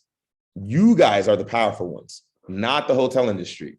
They're the faceless, non-local obelisk that doesn't get good publicity. You guys are the people. You guys are the ones they care about. You guys are the big fish. I'm telling you. That's why this is so effective. But Jose, please continue. I just really wanted to make that clear. No, that was it. That was it. I got you. My bad for stealing your thunder, Jose. Jose knows he's been hearing this from day one. So that's what it's all about. Tim, thank you so much. I appreciate your commitment of $100 and just your commitment in general. And I just have one more request. If you can send this, and you probably are already doing it, but if you can send this to all of your constituents, the people you work with, they need to hear this. Send them the GoFundMe. It has what's going on in there. Send them you can send them the website. We want as many people to show up as possible and join in. Okay, so Jacob, if you want to talk, I'm gonna let you talk, Jacob. Jacob, you've earned it. You've earned it. You're truly one of us. Jacob, what do you got to say, my man? All right. Can you hear me? I can hear you, Jacob. You want to cut? Yeah, there we go. Turn the video on.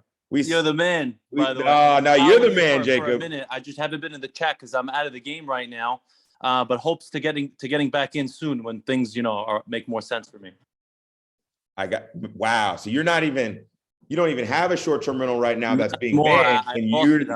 I was in Rittenhouse Square and it was super illegal, but I guess everybody starts, a little bit illegal and then they get back, and then you figure out your way. I didn't know much when I started.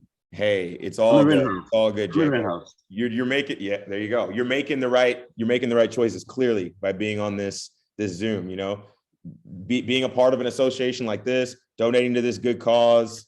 You mean well, Jacob. We appreciate you. I'm gonna, as much as I got, I'm gonna keep donating, man. You could see that from tonight. You guys are the best, and I plan to come back in. So I how could I not? It would be a sin if I didn't. Oh man, Jacob. What you're doing, by the way, what you're doing, you're a knight in shining armor, my friend. Ah, geez. Okay. What you're doing, nobody's doing, man. You're gonna be recognized. You know it already.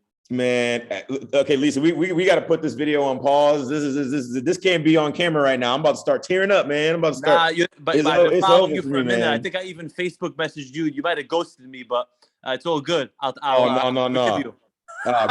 Man, I'm so glad we're connecting right now, because if I didn't message you on Facebook, it's my Facebook. Like Lisa will tell you, she's helped me with that. It's atrocious. I have so many missed notifications. It's crazy. I'm swamped over here, trying to fight for you guys. She's right, Lisa. You're fighting the fight. And at the end of the day, if you're in the business, and I'm not in the business right now, I want to be in the. If you're not in the business, if you're in the business and not donating, it's not nice. It's really, it's not fair, because you guys got to get what you got to get done so we can all survive. So everybody could survive.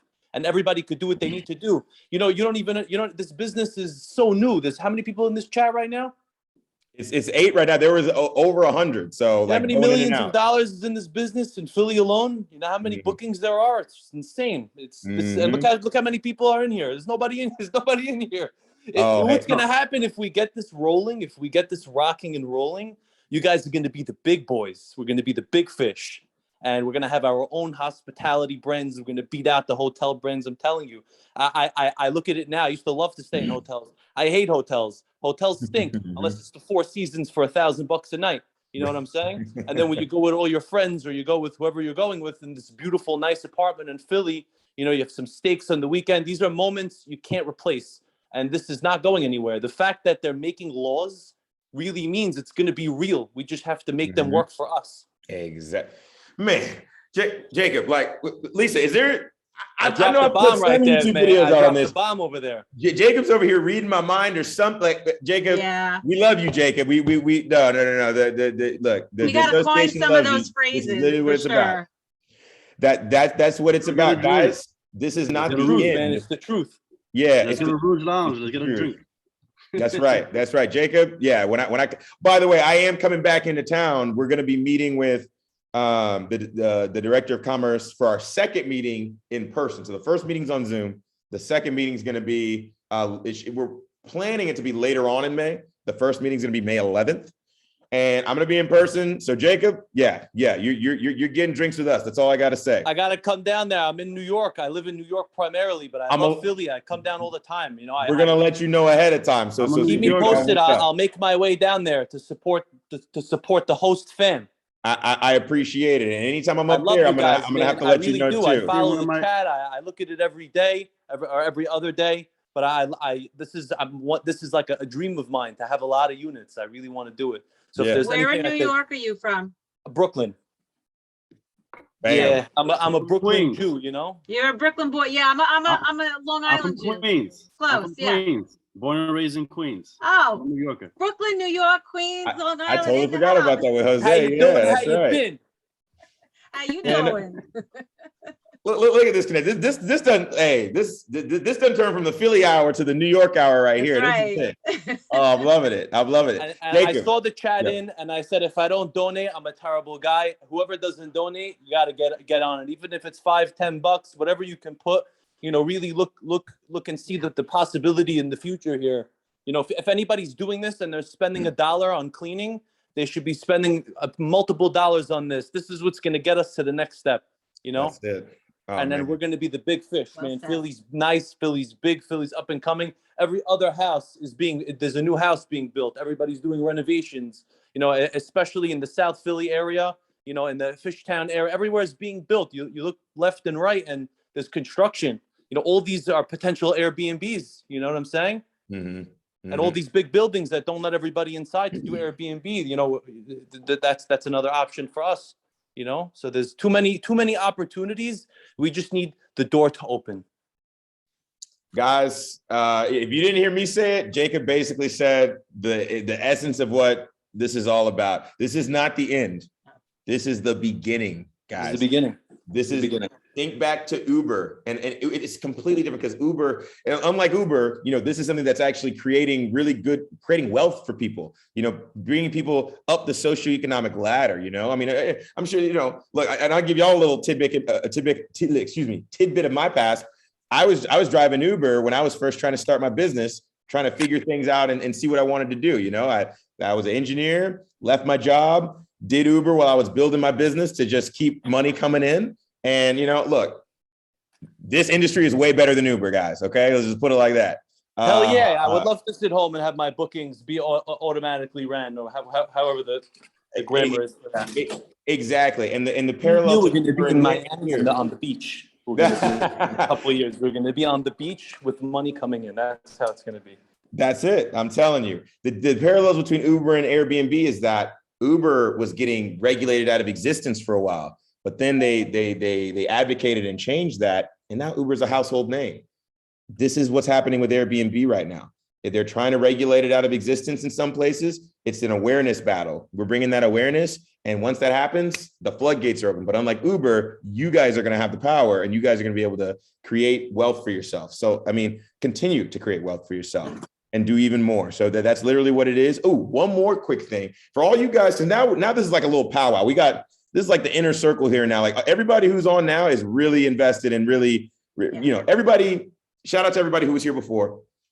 But I just want to give you guys some tips for the people who stayed till the end here. And we really actually were going to end about 30 minutes earlier. So you guys are staying late. We appreciate you. So here's another tidbit that I heard. Within the next, I don't want to cut you off, but I must go. I'm getting into the car. But let me know when the next call is. I love you all. You're all the best, and we're going to win together. I'm sorry to leave early. It's all good, Jacob. Hopefully get the tail end of this because I want you to hear this too, but we'll be in touch. All right. We'll be in touch, and I'll be back. Lisa has your info. We're going to talk. Thank you. I'll be back. You're the best. You're the best, Jacob. I appreciate you. Thank you so much for your support.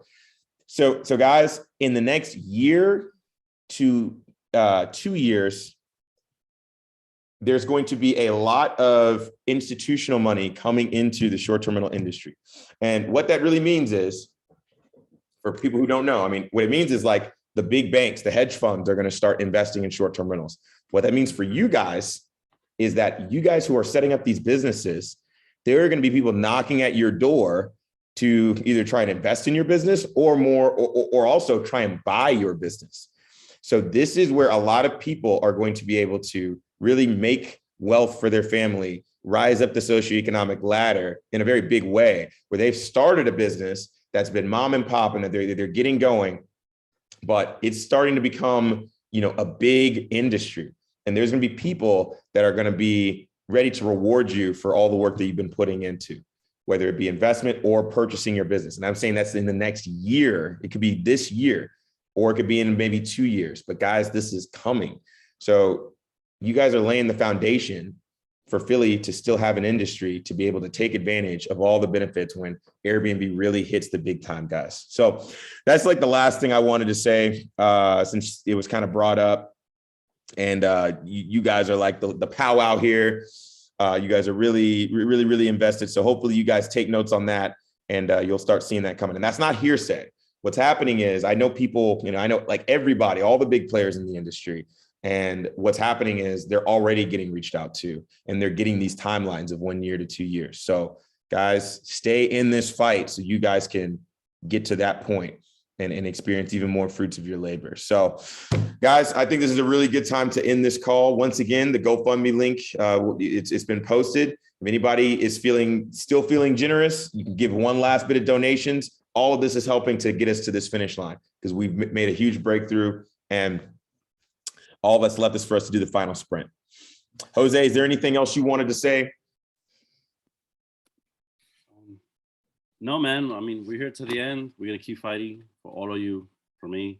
And I'm very proud of our progress so far. And I'm really hopeful. I mean, we could beat this. So a booking. Go. We can keep getting Airbnb messages like that. Yeah, man. Right. Don't stop. But yeah, man, let's keep going at it. And, I'm here. I'm here for everybody. All right, guys.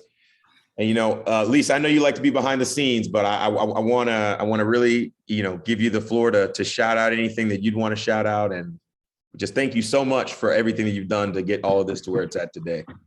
I'm just happy to be a part of something that's going to make a difference. So I'm happy to be behind the scenes helping. And I think that you've got a great group of people here that when they work together and they come together, there's nothing that they can't accomplish. I mean, you guys can definitely do this. Look at how far you've come already. I mean, it's just amazing to me to see where it started and how it's changed already and what I see it turning into. It's just amazing. So you guys got this. I'm proud of all of you. Seriously, I've never seen a group with such heart and dedication. And it's amazing. You're making a difference for every other host in Philly. They have no idea how lucky they are that you guys are fighting this fight for them, because you guys are the ones making the difference and laying the groundwork for them. They're going to benefit from all of your hard work, money, and time. Wow. Yeah. And guys, Lisa, you know, Lisa's, we've had the pleasure of Lisa, you know, teaming up with us and really, you know, helping, like she helps me with other cities as well. She's seen this. If you want to talk about somebody, you know, where an unbiased opinion on not on the outside anymore, but like knowing from the outside, being somebody who wasn't, you know, affiliated in the industry, but now is, but looking in and seeing how we've started and we've gone to these cities and we've talked to people and we've gone through the stuff where people don't believe what we have, you know, available to them, that they don't believe that they can make it. And then having this stuff change right before her eyes, like, this is it. She's seeing it. And it's really heartwarming to know that, Lisa, that's how you feel. Cause I think about it. I'm like, yeah, you know, you didn't have to join up with us and work on this. You didn't have any evidence to do so, but you know, you did it and you've seen what's going on. And we're just really proud to have you, you know, a part of it. So I'm proud to be a part of it. Thank you.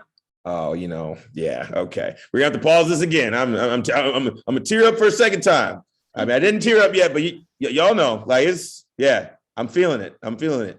The waterworks is coming, guys. So you guys are really what makes this, you know, happen. And you guys' support, I think everybody who was generally on the call donated. And I just want to look real quick to make sure I didn't miss anybody. Samuel. So I think that's Sam Warwick. Sam, thank you for your donation. I knew you were going to do it. You said you would, and you did. We got a lot of donations. I think we got close to the $2,000 mark.